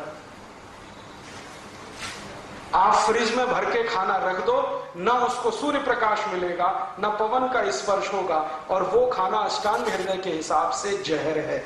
अष्टांग हृदय में तो ये तक लिखा हुआ है कि जो व्यक्ति सूर्य प्रकाश के बिना और पवन स्पर्श के बिना खाना खाता है, उसको दुश्मन की जरूरत नहीं है और जहर खाने की भी जरूरत नहीं है। वो खुद ही जहर खा रहा है, थोड़े दिन में वो जाने ही वाला है इस दुनिया से। और आधुनिक वैज्ञानिकों ने भी मान लिया है कि खाने को बना के फ्रिज में रखना उसका सर्वनाश करने के बराबर है। अब हम क्या करते हैं? बहुत सारे घरों में फ्रिज है। आजकल तो मैं बिना फ्रिज का घर देखूं तो हैरानी होती। हाँ, और घरों में कंपटीशन है कि पड़ोसी के आए तो हमारे यहां क्यों नहीं, वो कुएं में गिर रहा है तो हम क्यों नहीं गिरे, वो जहर खा रहा है तो हम क्यों नहीं खाएं। सारा देश इसी में मर गया, भला उसकी कमीज मेरी कमीज से ज्यादा सफेद कैसे? पढ़े लिखे लोगों में ये बहुत है। तो फ्रिज आ गया घर में। अब आ गया तो इसका कुछ तो उपयोग होना चाहिए। तो हम क्या करते हैं? सब्जियां खरीद खरीद के लाते हैं और भर भर के उसमें रख देते हैं। और अभी एक और सुपर इडियोसिटी करना शुरू किया है कि सब्जियों को पॉलीथिन में भर भर के फ्रिज में रख देते हैं। ये पॉलीथिन फ्रिज से भी ज्यादा खराब है। अब होता क्या है? सब्जियों के बारे में आयुर्वेद का सिद्धांत यह है कि पेड़ से टूटने के 48 मिनट के बाद उसको पका के खा लीजिए। यह नियम है आयुर्वेद का। पेड़ से टूटने के 45-48 मिनट के बाद, मान लो 1 घंटे के बाद आप उसको पका के खा लीजिए, तब तो है ठीक। और जो आपने सवेरे की सब्जी शाम को खाई, शाम की अगले सवेरे को खाई और 2-2 दिन रख के खाई, तो वो जहर है। अब हम क्या कर रहे हैं? सब्जियां यहां ताजी मिलती हैं भीलवाड़ा, हाँ, सवेरे भी शाम को भी। मैं देखता हूं झोला भर भर के 3-4 दिन की इकट्ठी ले आते हैं, 8-8 दिन की ले आते हैं और फ्रिज में भर के पॉलीथिन में पैक करके और रख देते हैं। तो डबल जहर। धनिया लाते हैं, पॉलीथिन में पैक करके फ्रिज में रख दिया। पुदीना लाया, पॉलीथिन में पैक करके रख दिया। भिंडी लाई, पॉलीथिन में पैक करके रख दिया। क्या तर्क है उसके पीछे कि इनमें नमी बनी रहती है? आपको मालूम नहीं, फ्रिज में से 12 खतरनाक जहरीली गैस निकलती है जिनको CFCs कहते हैं, क्लोरोफ्लोरोकार्बन्स, जिनसे सारी दुनिया परेशान है। उन जहरों से मिली हुई सब्जियों को फिर आप खा रहे हैं। फिर कितना भी उबालिए उसका असर नहीं जाता। धीरे धीरे ये टॉक्सिक वेस्ट आपके शरीर में इकट्ठे होते रहते हैं। 5-7 साल में आपके घुटने दुखना, पैर की एड़ियां दुखना, कमर दुखना, कंधे दुखना, फिर माइग्रेन होना, फिर नींद नहीं आना, फिर ऐसा होना, फिर वैसा होना, ये शुरू ही शुरू रहता है। और मैं किसी को समझाऊं कि भाई अगर आपको स्वस्थ रहना है तो ये फ्रिज निकाल दो घर में, है क्या बात कर रहे हैं राजू भाई? वो 5000 का फ्रिज रख के 50,000 खर्च करेंगे दवा पे, लेकिन उसको 5000 के फ्रिज को निकाल के फेंकेंगे नहीं, क्योंकि स्टेटस सिंबल है जी। और अब तो एक और खतरनाक काम शुरू हुआ है कि उसमें पानी भर भर के और रख देते हैं, वो पीते और दूसरों को भी पिलाते हैं। ये यूरोप के लोगों की सबसे बड़ी समस्या है, चिल्ड वाटर। वो ठंडा पानी पीते, परिणाम पता? वो सवेरे 2-2 घंटे टॉयलेट में बैठे रहते। और उनका ठंडा पानी तो मजबूरी है, क्योंकि बर्फ गिर रही है तो पानी ठंडा होने वाला है। हमारी क्या मजबूरी है? कोई नहीं, हम तो ठंडा बना बना के पी रहे। कई घरों में माताओं को मैंने देखा है, आटा गूंद के फ्रिज में भर के रख देते हैं, सवेरे का शाम को, शाम का अगले दिन सवेरे, अगले दिन का तीसरे दिन, तीसरे दिन का चौथे दिन, ये चक्कर चलता ही रहता। और आटे के बारे में भी आयुर्वेद ये कहता है कि अगर आटे को गूंद लिया है तो 30 मिनट के अंदर उसे खत्म होना ही चाहिए, नहीं तो कीटाणु बनना, जीवाणु बनना शुरू हो जाता है उसमें। आप जैन दर्शन मानते हैं और रोज करोड़ों जीवों की हत्याएं करते हैं उसी आटे के चक्कर। वो आटा शरीर के तो काम का है ही नहीं, धर्म के भी विरुद्ध है। अब रोज जीव हत्या करते हैं, पाप चढ़ता रहता है, फिर उसको उतारने के लिए सामयिक और प्रतिक्रमण करने बैठ जाते हैं। फिर एक दिन पाप की गठरी बढ़ाते हैं, फिर सामयिक कर लेते हैं, फिर पाप की, ये तो चक्कर चलने ही वाला है। तो अगर अष्टांग हृदय के इस सूत्र को आप माने और समझें, अष्टांग हृदय कहता है कि जिस भोजन को सूर्य का प्रकाश ने स्पर्श नहीं किया हो और पवन ना मिला हो, उसको कभी मत खाइए, वो जहर है। तो आप कोशिश करिए, अपने घर का फ्रिज निकाल दीजिए। मैं आपसे अभी बोलता हूं 50% बीमारियां फ्रिज के साथ निकल जाएंगी। दूसरी हमसे क्या गलती हो रही है? हमने अपने घर का नाश्ता ऐसा बनाया जो यूरोप और अमेरिका में मजबूरी में खाया जाता। मैंने कहा ना, पाव रोटी, डबल रोटी, बिस्किट, अब हमने घर में शौक से लाना शुरू किया। ज्यादातर घरों में ब्रेड पकौड़े नाश्ते में मैं देखता हूं, या ब्रेड का कोई ना कोई प्रिपरेशन नाश्ते में मिलता है। पूछो, कहते हैं बहुत इजी है। इजी तो इडली भी है, सांभर भी है, उत्तपम भी है, रसम भी है, डोसा भी है, और हलवा से ज्यादा इजी कोई चीज नहीं। सबसे सुरक्षित, सबसे पौष्टिक हलवा के बारे में आप जानते हैं? मेरे पास कोई ऐसा पेशेंट आ जाए जो ऑपरेशन करा के आया हो अभी घंटे भर पहले, मैं उसको कह सकता हूं कि घी का हलवा खा लो, इतना सुरक्षित है। उस पेशेंट को रोटी नहीं खिलाई जा सकती, दाल नहीं खिलाई जा सकती, चावल नहीं खिलाया जा सकता, कम से कम 15 दिन। लेकिन मैं उसको ये जरूर कह देता हूं कि ऑपरेशन खत्म होते ही, जैसे ही होश आए, हलवा बना के खिला देना, देशी गाय के घी का, क्योंकि वो हीलिंग में बहुत मदद करता है। तो हलवा से ज्यादा तो कोई भी हमारे पास डिश नहीं है जो 5 मिनट में बन सके। लेकिन वो हलवा गायब हो रहा है धीरे धीरे। पाव रोटी आ गई, डबल रोटी आ गई, बिस्किट आ गया, घर में नूडल्स आ गए, और सवेरे के नाश्ते में ये जरूर है। और आयुर्वेद कहता है कि सवेरे का नाश्ता ही सबसे ज्यादा मजबूत होना चाहिए, उसी में भरपेट हम पाव रोटी, डबल रोटी खिला रहे हैं। कभी कभी बच्चों का बहाना बना देते हैं, जी खाते नहीं वो, आपने खिलाने की आदत नहीं डाली तो वो खाएंगे क्यों? यहां से ही हमारी जिंदगी की गड़बड़ी शुरू हो रही है। और ये सड़े मैदे की पाव रोटी, डबल रोटी आप जितनी खाएंगे, कब्जियत उतनी ही बढ़ेगी। कब्जियत बढ़ेगी तो शरीर की बीमारियां बढ़ने वाली हैं। 103 बीमारियां होती हैं, ये ध्यान रखिए। आज मेरे पास सुविधा नहीं है, अगर एलसीडी प्रोजेक्टर होता तो मैं आपको यहां दिखाता। एलसीडी है, एलसीडी प्रोजेक्टर हो तो मैं आपको दिखाता कि जब आप ये खाते हैं ना, मैंने इसमें बहुत सुंदर स्लाइड्स बनाई हुई कि जैसे ही पाव रोटी खाते हैं तो अंदर क्या होता है पेट में जाने, डबल रोटी खाने के बाद क्या होता है, बिस्किट खाने के बाद क्या होता है, चाउमीन और नूडल्स खाने के बाद पेट में क्या होता है, कैसे कैसे वो कहां चिपकता है, कितने एरिया को वो कवर करता है, और फिर कैसे आपको कॉन्स्टिपेशन बनाता है।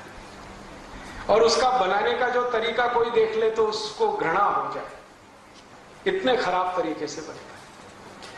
तो मेरी आपको छोटी सी विनती है कि अगर आप स्वस्थ रहना चाहते हैं, तंदुरुस्त रहना चाहते हैं, तो अपने जीवन में अष्टांग हृदय के दिए हुए सूत्रों का पालन करें। उनमें पहला सूत्र मैंने बताया, फ्रिज में रखा हुआ कुछ ना खाएं ना कुछ पिए। फिर आप बोले जी कि क्या खाएं क्या पिए? जो चीज फ्रिज में नहीं रखी हो और जिसको पवन स्पर्श भरपूर हुआ हो और जिसको सूर्य का प्रकाश भी मिल गया हो, उसको खाइए।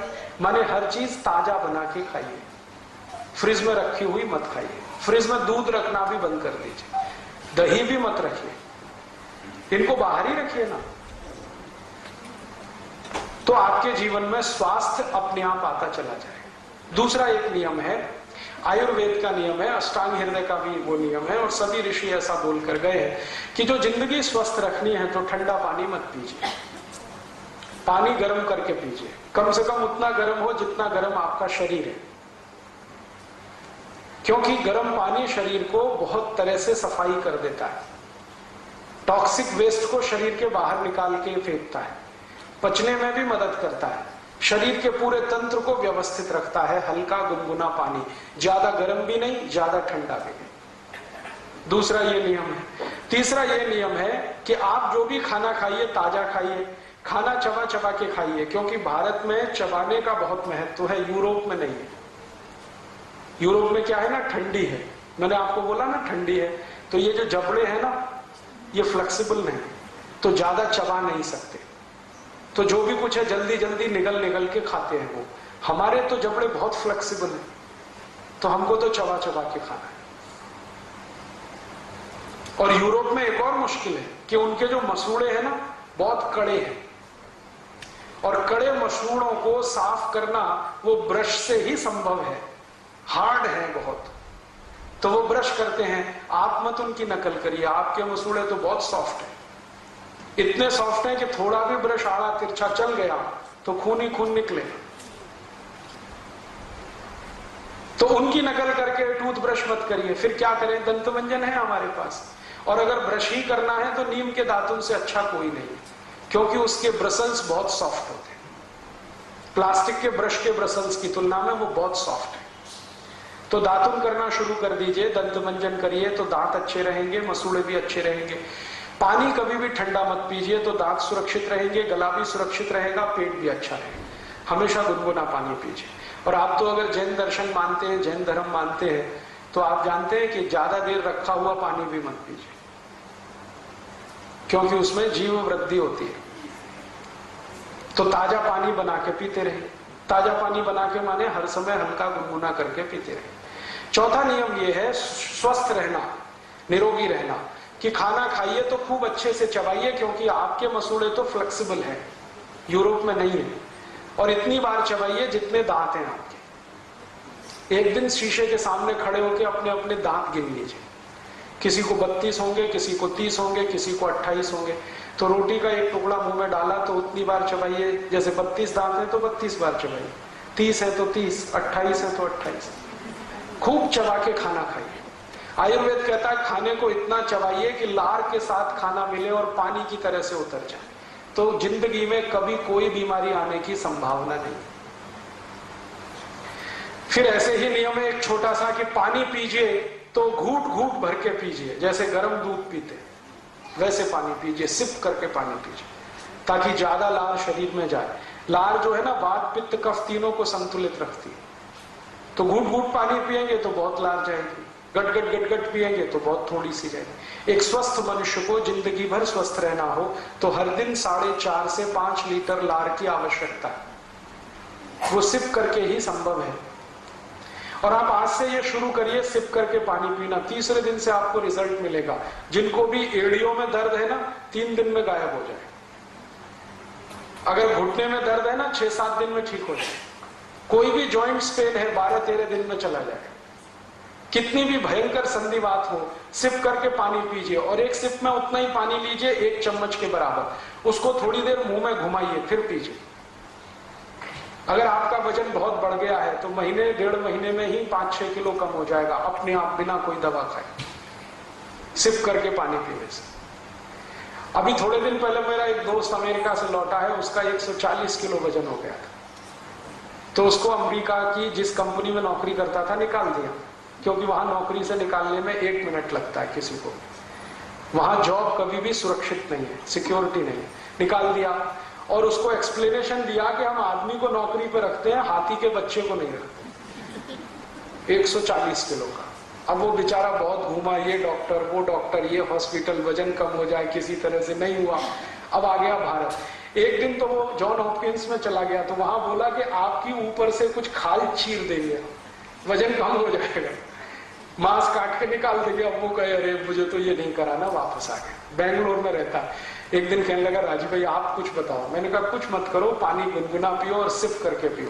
अभी 9 महीने से वो ऐसे ही कर रहा है, अब वजन उसका 70 किलो, बिना कोई दवा के, बिना किसी एक्सरसाइज के, बिना किसी योग, बिना किसी प्राणायाम के। खाली सिप करके पानी पीने का ये चमत्कार है। तो आप बहुत सारी बीमारियां इसी से ठीक कर सकते हैं। आपने देखा है कुत्ता कैसे पानी पीता है? कुत्ते को सुना कभी डायबिटीज होता है? कभी नहीं होता। चिड़िया होती है ना, चिड़िया कैसे पानी पीती है? एक चोंच में एक ड्रॉप उठाएगी, फिर पिएगी, फिर थोड़ी देर रुकेगी, फिर दूसरी ड्रॉप, फिर पिएगी, फिर रुकेगी। चिड़िया को ना संधिवात होता है, ना जॉइंट्स पेन होता है, ना डायबिटीज होता है, ना कैंसर होता है, ना हाइपरटेंशन होता है, ना माइग्रेन होता है, कुछ नहीं होता। वो स्वस्थ है, मस्त है। हमको ये सब क्यों होता है? जिस भगवान ने चिड़िया बनाई है उसी ने हमको भी बनाया। जो आत्मा उसमें है वही आत्मा हम में है, जो ऑर्गन्स हमारे हैं वही ऑर्गन्स उसके हैं। बस वो खाने पीने का ध्यान रखती है। चिड़िया कभी रात को नहीं खाती, मनुष्य रात के 12-12 बजे भी खाता रहता है। चिड़िया कभी भी खाने के साथ पानी नहीं पीती। सवेरे खाना खाएगी, दोपहर को पानी पिएगी। पानी के साथ कभी खाना नहीं खाती। सब जानवर इस नियम का पालन करते हैं। जो सबसे मूर्ख भैंस है वो भी इसका पालन करती है। सवेरे भरपेट खाना खाएगी भैंस और दोपहर को 11 बजे पानी पिएगी। लेकिन मनुष्य जो है ना, वो भैंस से भी गया पीता है। वो खाने के साथ गटागट 2 गिलास, 3 गिलास, 5 गिलास पीता ही रहता है। आयुर्वेद में ये सूत्र है, भोजनांते विषम वायु, माने भोजन के अंत में पानी पिया तो विष पी लिया। तो आप भोजन के बाद पानी मत पीजिए, 1-1.5 घंटे के बाद पीजिए। पानी सिप करके पीजिए, हल्का गुनगुना पानी पीजिए। सवेरे उठते हैं ना तो अपने दिन की शुरुआत पानी से करिए, चाय से नहीं। जो लोग सवेरे दिन की शुरुआत पानी से करें और जो सवेरे दिन की शुरुआत चाय से करें, दोनों जमीन आसमान के अंतर है। चाय से शुरुआत करने वालों को एक नहीं 68 बीमारियां होंगी, 68। और जो सवेरे पानी से शुरुआत करें दिन की तो उनको बीमारी ही नहीं। तो आप बोलेंगे कितना पानी पिए? कम से कम 1 गिलास तो पी लीजिए, उठते ही पी लीजिए। 2 गिलास पिए और अच्छा है, 3 गिलास पिए तो सबसे अच्छा है। पानी पीते ही क्या होता है? इंटेस्टाइन साफ हो जाती है। दोनों बड़ी और छोटी आंत दोनों साफ होती है। और दोनों आंत अगर साफ है रोज, तो आप चिंता मत करिए, जिंदगी में कुछ होने वाला नहीं है। मैं पिछले 18 साल से बीमार नहीं पड़ा, आज तक किसी डॉक्टर के पास नहीं गया, आधी गोली भी नहीं खाई मैंने, 1 इंजेक्शन भी नहीं लगाया। चिकनगुनिया पिछले साल भर से भारत में फैल रहा है, 70,000 मरीजों का मैं इलाज किया हूं, अभी तक मुझे चिकनगुनिया नहीं हुआ। कर्नाटक में मैंने किया, महाराष्ट्र में किया, गुजरात में, अब राजस्थान में भी किया। सब लोग मुझे यही पूछते हैं आप कौन सी दवा खाते हैं, वही हमें बता दो। मैं उनसे कहता हूं मैं दवाई नहीं खाता, लेकिन मैं आयुर्वेद के सभी नियमों का बहुत कट्टरता से पालन करता हूं। सवेरे उठने पर पानी नहीं मिला तो उतनी देर में टॉयलेट में नहीं जाता, मिलेगा पानी तभी जाऊंगा। और उठते ही पानी पीता हूं, मुंह भी नहीं धोता, दांत भी साफ नहीं करता, रात को दांत साफ करके सो जाता हूं। पानी कभी भी पीता हूं सिप करके पीता हूं, और ठंडा पानी बर्फ डाला हुआ कभी नहीं पीता। खाने के हमेशा 1-1.5 घंटे बाद पानी पीता हूं, कभी कभी 2 घंटे बाद भी पीता हूं। ये छोटे छोटे नियम का पालन मैं करता हूं, 18 साल से मैं स्वस्थ हूं, आप भी हो सकते हैं। मैं बस इतना ही है, यूरोप की नकल नहीं करता किसी का, अमेरिका की नकल नहीं करता। वो ये कर रहे हैं तो मैं भी ये करूं, ये मैं कभी नहीं करता। पहले मैं बहुत सोचता हूं कि ये करना है नहीं करना है, अपने लिए काम का है नहीं काम का है। ये सब सोच विचार के अगर जीवन में आप फैसले लेना शुरू करें, मुझे नहीं लगता कि आप बीमार पड़ेंगे। बहुत लोगों को छोटी छोटी ये बातें आप बताएं, आप स्वयं करें, आप स्वस्थ हो जाएं, परिवार स्वस्थ हो जाए, जीवन आपका सुखी हो जाए। मानसिक बीमारियां अगर आपको हैं या जिंदगी भर उनसे बचना चाहते हैं, तो आयुर्वेद का एक छोटा नियम पालन करते रहिए कि रात को जब सोएं तो सूर्य की दिशा में सिर रखिए, पूर्व दिशा में सिर करके सोइए। और कोई बहुत मजबूरी आ जाए तो दक्षिण दिशा में कर लीजिए, उत्तर और पश्चिम को हमेशा छोड़िए। सोने के लिए नहीं है ये उत्तर और पश्चिम की दिशा, पूजा करने के लिए है, अध्ययन करने के लिए, सोने के लिए तो पूर्व और दक्षिण। जितने दिन आप पूर्व की तरफ सिर करके सोते रहेंगे, कभी भी आपको मानसिक बीमारियां नहीं आएंगी, और कम से कम नींद नहीं आने की जो बीमारियां हैं वो खत्म हो जाएंगी, अपने आप खत्म हो जाएंगी। अभी छोटी सी बात है, हम कर सकते हैं, अपने घर के बेड की दिशा बदल दीजिए, आज ही चेंज कर लीजिए। अगर बेड आपका फिक्स है तो उसको आज चेंज कर लीजिए, नहीं तो जमीन पे सोए तो फ्लेक्सिबल है, जब चाहे दिशा बदल सकते हैं। और 2-3 छोटी छोटी बातें हैं कि आप कभी भी खाना खाएं तो यूरोप और अमेरिका की नकल करके मत खाइए, जैसे कुर्सी मेज पे बैठ के स्टैंडिंग पोजीशन में। आप कहीं जाते हैं शादी ब्याह बारात में, बफे सिस्टम है, तो पागल मत बनिए। आप अपना खाना थाली में निकालिए, कहीं आराम से कोने में बैठ के खाइए उसको। इसमें कोई हम छोटे होने वाले नहीं। हमको ये शर्म आती है कि सब खड़े होके खा रहे हैं, हम नहीं खाएंगे तो हम उनको मूर्ख तो वो हैं। आप कम से कम उन मूर्खों में इंटेलिजेंट रहिए। और कोई पूछेगा जी क्यों बैठ के खा रहे हो, तो उनसे कहो कि मेरे घुटने अभी काम करते हैं, कमर भी काम करती है, दोनों फ्लेक्सिबल है, हम बैठ सकते हैं। जब नहीं बैठ पाएंगे तब सोचेंगे खड़े खड़े खाएं। तो घर में डाइनिंग टेबल पे खाना ना खा के जमीन पे बैठ के खाएं। भारत में सबसे अच्छे खाने की पद्धति है सुख आसन में बैठ के खाना। और खाने के बाद 10 मिनट कम से कम वज्रासन जरूर करें, दोपहर को हो या शाम को। और दोपहर के खाने के बाद 20 मिनट विश्राम करें, पहले 10 मिनट वज्रासन, फिर 20 मिनट विश्राम। और रात को अगर खाना खाया तो 10 मिनट का वज्र सकते हैं। जब नहीं बैठ पाएंगे तब सोचेंगे खड़े खड़े खाएं। तो घर में डाइनिंग टेबल पे खाना ना खा के जमीन पे बैठ के खाएं। भारत में सबसे अच्छे खाने की पद्धति है सुख आसन में बैठ के खाना। और खाने के बाद 10 मिनट कम से कम वज्रासन जरूर करें, दोपहर को हो या शाम को। और दोपहर के खाने के बाद 20 मिनट विश्राम करें, पहले 10 मिनट वज्रासन, फिर 20 मिनट विश्राम। और रात को अगर खाना खाया तो 10 मिनट का वज्रासन करके टहलने को जरूर जाएं। कम से कम 500-700 कदम चलें। 1000 कदम चलेंगे तो बहुत अच्छा है। ये मुश्किल से 10-12 सूत्र मैंने आपको बताए हैं, यही जिंदगी भर आपको निरोगी बना देंगे और कुछ करने की जरूरत ही नहीं। वैसे तो कुल सूत्र 2000 से ज्यादा है, मैंने आपको 10-12 बताए हैं, क्योंकि ज्यादा बताऊं तो आपके दिमाग में बैठेंगे नहीं। सरल सरल सूत्र हैं, इनको आज से शुरू करिए। और मेरी आप सबको विनती है कि अपने बच्चों को तो इनका संस्कार दे दीजिए अभी से। उनको आदत डाल दीजिए कि भोजन के साथ पानी नहीं पीना है, 1 घंटे बाद पीना है। फिर वो कहेंगे गले में खाना फंस गया, तो कहो लस्सी पी लो, दूध पी लो, पानी मत पियो। दोपहर का भोजन है तो लस्सी पिला दो, शाम का भोजन है दूध पिला दो, पानी मत पिलाओ, पानी 1 घंटे बाद ही पिलाओ। पानी हमेशा सिप करके पीने की आदत डाल दो उनको, जिंदगी भर पड़ी रहेगी। सवेरे उठते ही पानी पीने की आदत डाल दो, हल्का गुनगुना पानी पीने की आदत डाल दो। उनको जो संस्कार मिल गया तो वो फिर भूलने वाले नहीं है और वो जीवन भर स्वस्थ रहेंगे। और ये तो कुछ है स्वस्थ रहने के सूत्र। जो गलती से बीमारी आ गई अब क्या करें, तो एलोपैथी की दवा खाएं। एलोपैथी की दवाएं मैंने आपको बताया ठंडे देश में रहने वाले लोगों के हिसाब से बनाई गई है, इसलिए सभी दवाएं गर्म है। आप समझ रहे हैं मेरी बात? ठंडे लोगों के रहने वाले देश के हिसाब से बनाई गई दवाएं हैं, इसलिए सभी दवाएं गर्म हैं। और गर्म देश में रहने वाले इन गर्म दवाओं को खाएं तो भयंकर साइड इफेक्ट्स हैं उनके। अभी मैं पिछले 2-3 दिन से भीलवाड़ा में देख रहा हूं, जिसने भी चिकनगुनिया के लिए एलोपैथी की दवा खाई है अभी तक ठीक नहीं हो रहा। अभी भी यहाँ कंधे दुख रहे हैं, कमर दुख रही है, मुंह में छाले हो रहे हैं, खाना निगल नहीं पा रहे हैं, ये पांव सूज रहा है, ये घुटना सूज रहा है। और जिन्होंने ये एलोपैथी की न खा के 3 दवाएं ही सिर्फ होम्योपैथी की खाई है, वो 2-2 दिन में ठीक होके काम पे लग गए। यहीं से समझ लीजिए इस बात।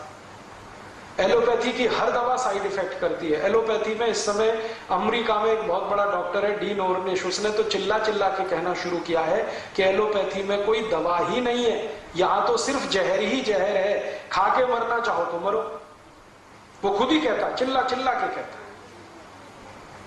और आजकल डीन ऑर्निश पूरे अमेरिका में घूम घूम के, वो आपको मालूम है एमडी है, एमबीबीएस एमडी है, और वो गांव गांव घूम रहा है अमेरिका में और शिविर लगाता है।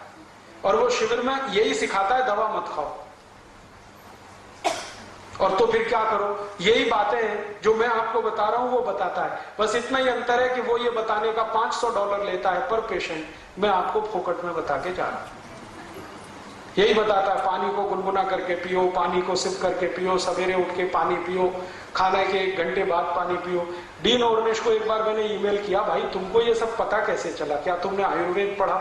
उसने कहा नहीं, अमेरिका में एक भारत से संत आए थे स्वामी शिवानंद, उनसे उसने सीख लिया सब। शिवानंद जी का नाम आप सबने सुना, महान तपस्वी, महान योगी।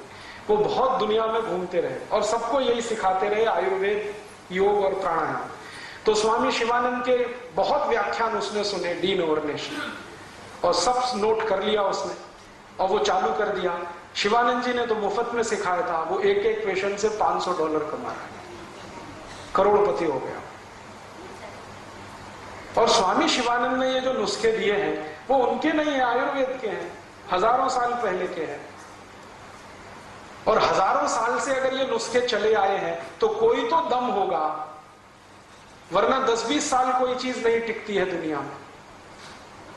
तो इनमें बड़ा दम है, इन्हीं का पालन आप करिए। मैं भी यही करता हूं, इसलिए बीमार नहीं हूं। आप भी करेंगे, आप भी स्वस्थ रहेंगे। तो एक तो हिस्सा है स्वस्थ रहने का। दूसरा हिस्सा है जो गलती से बीमारी आ गई तो क्या करें? तो एलोपैथी की दवा तो बिल्कुल मत खाइए, कोई भी बीमारी आए, चाहे कैंसर ही क्यों ना आए। मैं आपको पूरी गंभीरता और जिम्मेदारी से कह रहा हूं कि जो आपके घर में किसी को कैंसर हो जाए तो बीमारी का इलाज एलोपैथी से तो कभी नहीं करा, क्योंकि एलोपैथी में मरीज जो है ना कैंसर से नहीं मरता, कैंसर का जो ट्रीटमेंट दिया जाता उससे मर जाता। कीमोथेरेपी होती है ना, आधा मर तो वैसे ही जाता है वो कीमोथेरेपी। इसलिए कभी भी किसी को कैंसर हो जाए, एक तो घबराना नहीं और एलोपैथी के डॉक्टर के पास लेके जाना नहीं। फिर आप पूछेंगे क्या करें? मैं आपको दवा बताता हूं। आपके घर में दवा है, कैंसर की सबसे अच्छी दवा है हल्दी। आपको शायद सुन के आश्चर्य होगा, अमेरिका की सरकार ने हल्दी पर 33 पेटेंट लिए हैं। 33 के 33 पेटेंट जो है ना एंटी कैंसरस प्रॉपर्टी के पेटेंट। हल्दी में कैंसर को ठीक करने की सबसे ज्यादा ताकत है।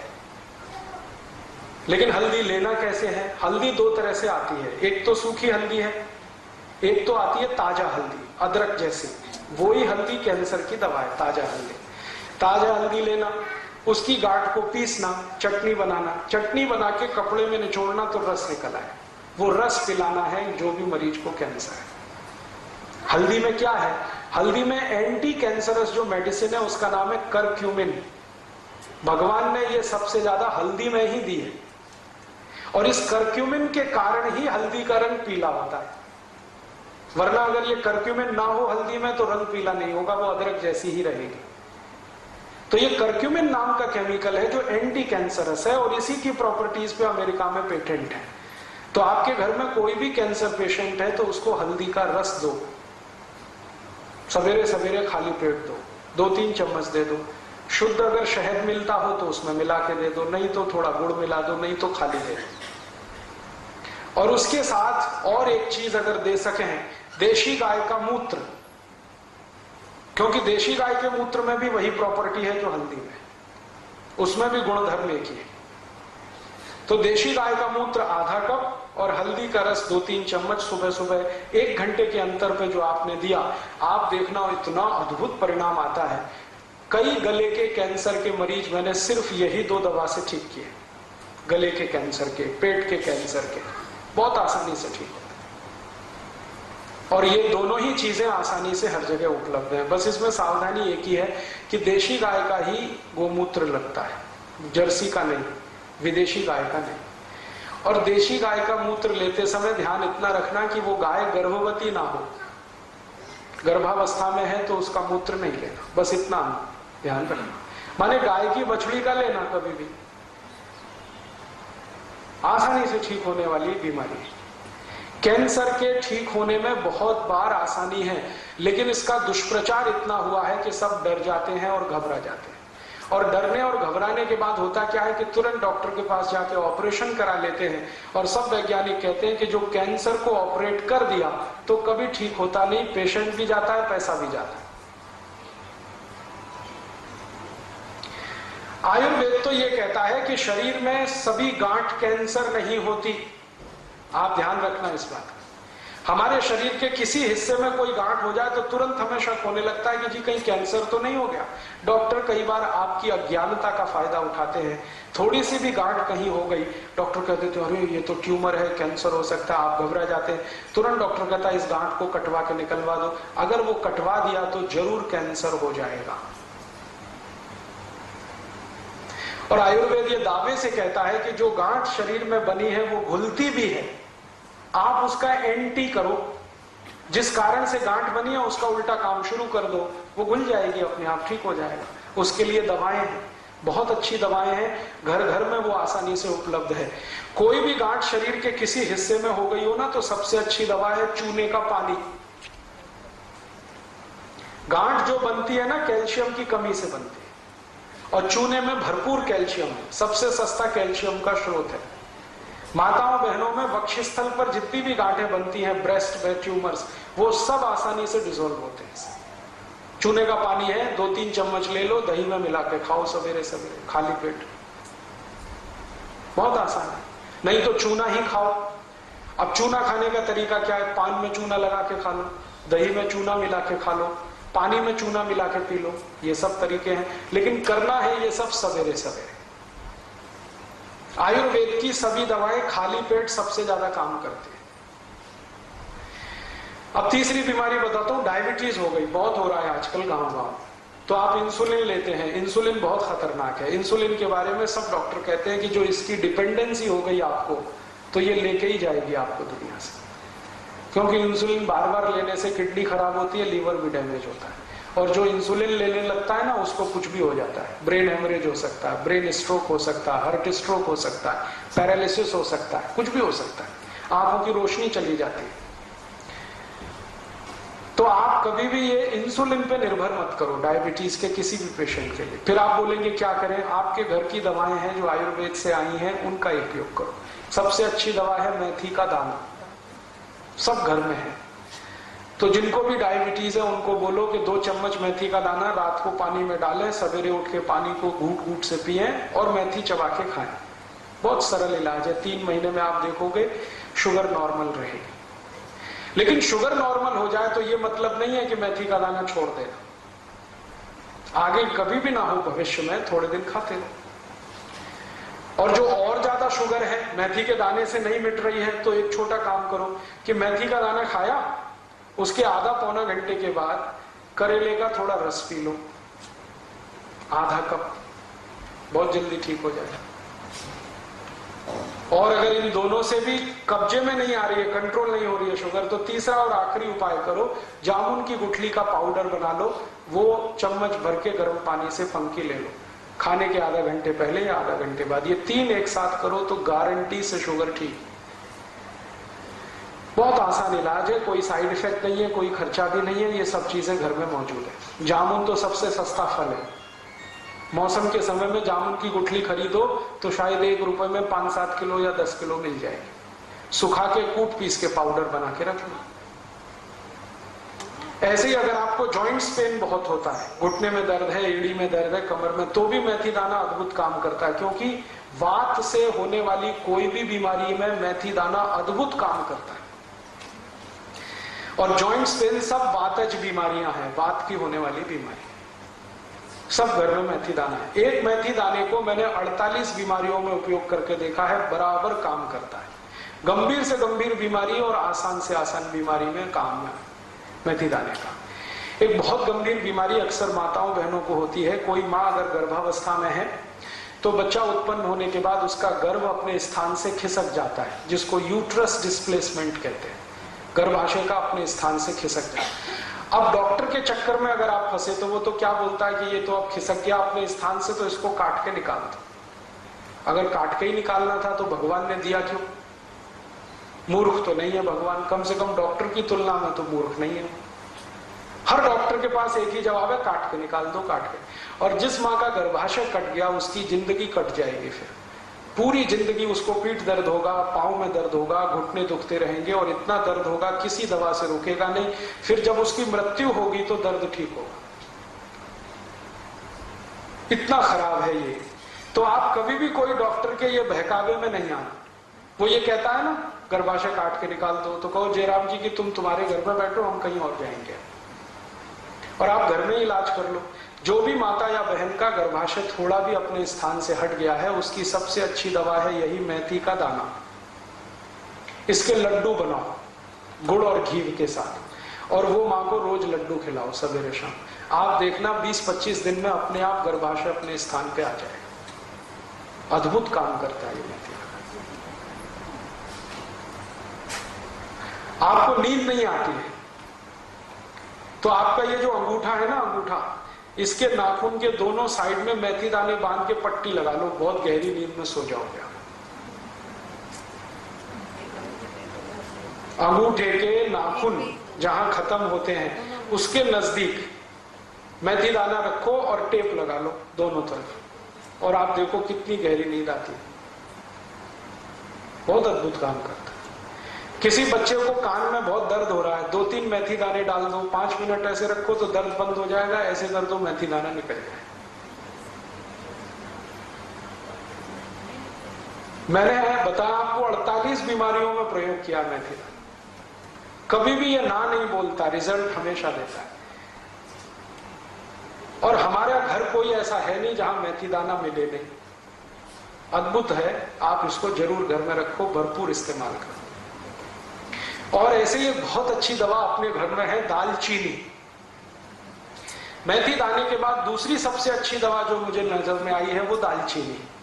एक दालचीनी से लगभग 43 रोग ठीक होते हैं, अकेली दालचीनी। दालचीनी तो आप जानते ही हैं, वो उसको पीस के पाउडर बना लो, तज कहते हैं, शायद उसको तज कहते हैं, यहाँ दालचीनी कहते हैं। हाँ, ये वही है ना सिनामोन जिसको अंग्रेजी में कहते हैं। हाँ, तो ये अद्भुत है दालचीनी। हार्ट के पेशेंट को दे दो, इसका काढ़ा बना के बहुत अच्छा काम करता है।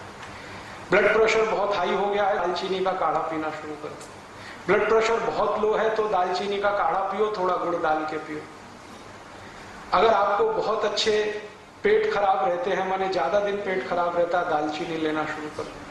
पेट के साथ ये संधिवात रहता है तो दालचीनी ले लो, कब्जियत रहती है तो बहुत काम आती है दालचीनी। मोटापा बढ़ गया है तो दालचीनी का उपयोग कर लो, बहुत अच्छे। ये पाउडर फॉर्म में इस्तेमाल की जाती है। ऐसे ही अपने घर में एक बहुत अच्छी दवा है धनिया। धनिया सूखा वाला और ताजा दोनों काम आते हैं।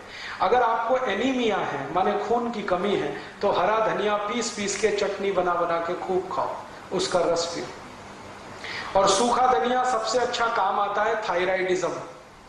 अगर हाइपरथायराइडिज्म है, थायराइड बढ़ा हुआ है, या हाइपोथायराइडिज्म है, घटा हुआ है, दोनों ही स्थिति में सूखे धनिये को पानी में डालो, पानी को उबालो और सवेरे सवेरे घूट घूट पियो, तो लगभग 20-25 दिन में सब तरह का थायराइड खत्म कर देता है सूखा धनिया। ऐसे ही आपके घर में एक बहुत अच्छी दवा है काला नमक और सेंधा नमक।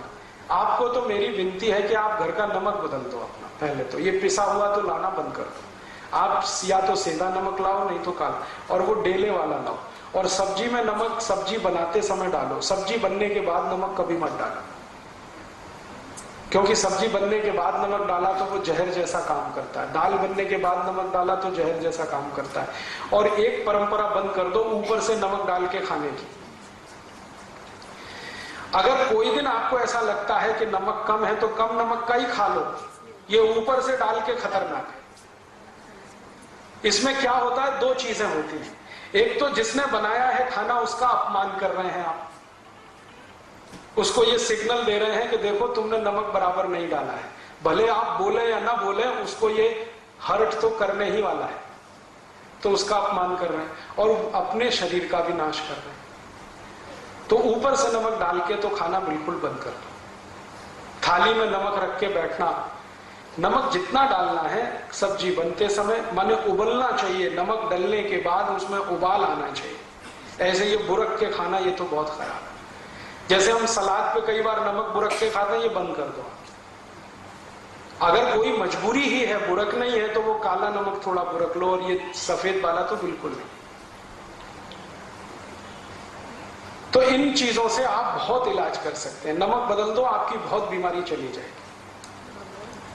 और एक दो छोटी बातें बताता हूं कि आपके घर में कुछ ऐसी औषधियां हैं जिनको दुनिया भर के लोगों ने आज मान्यता दे दी है। वो उसमें से एक है तुलसी।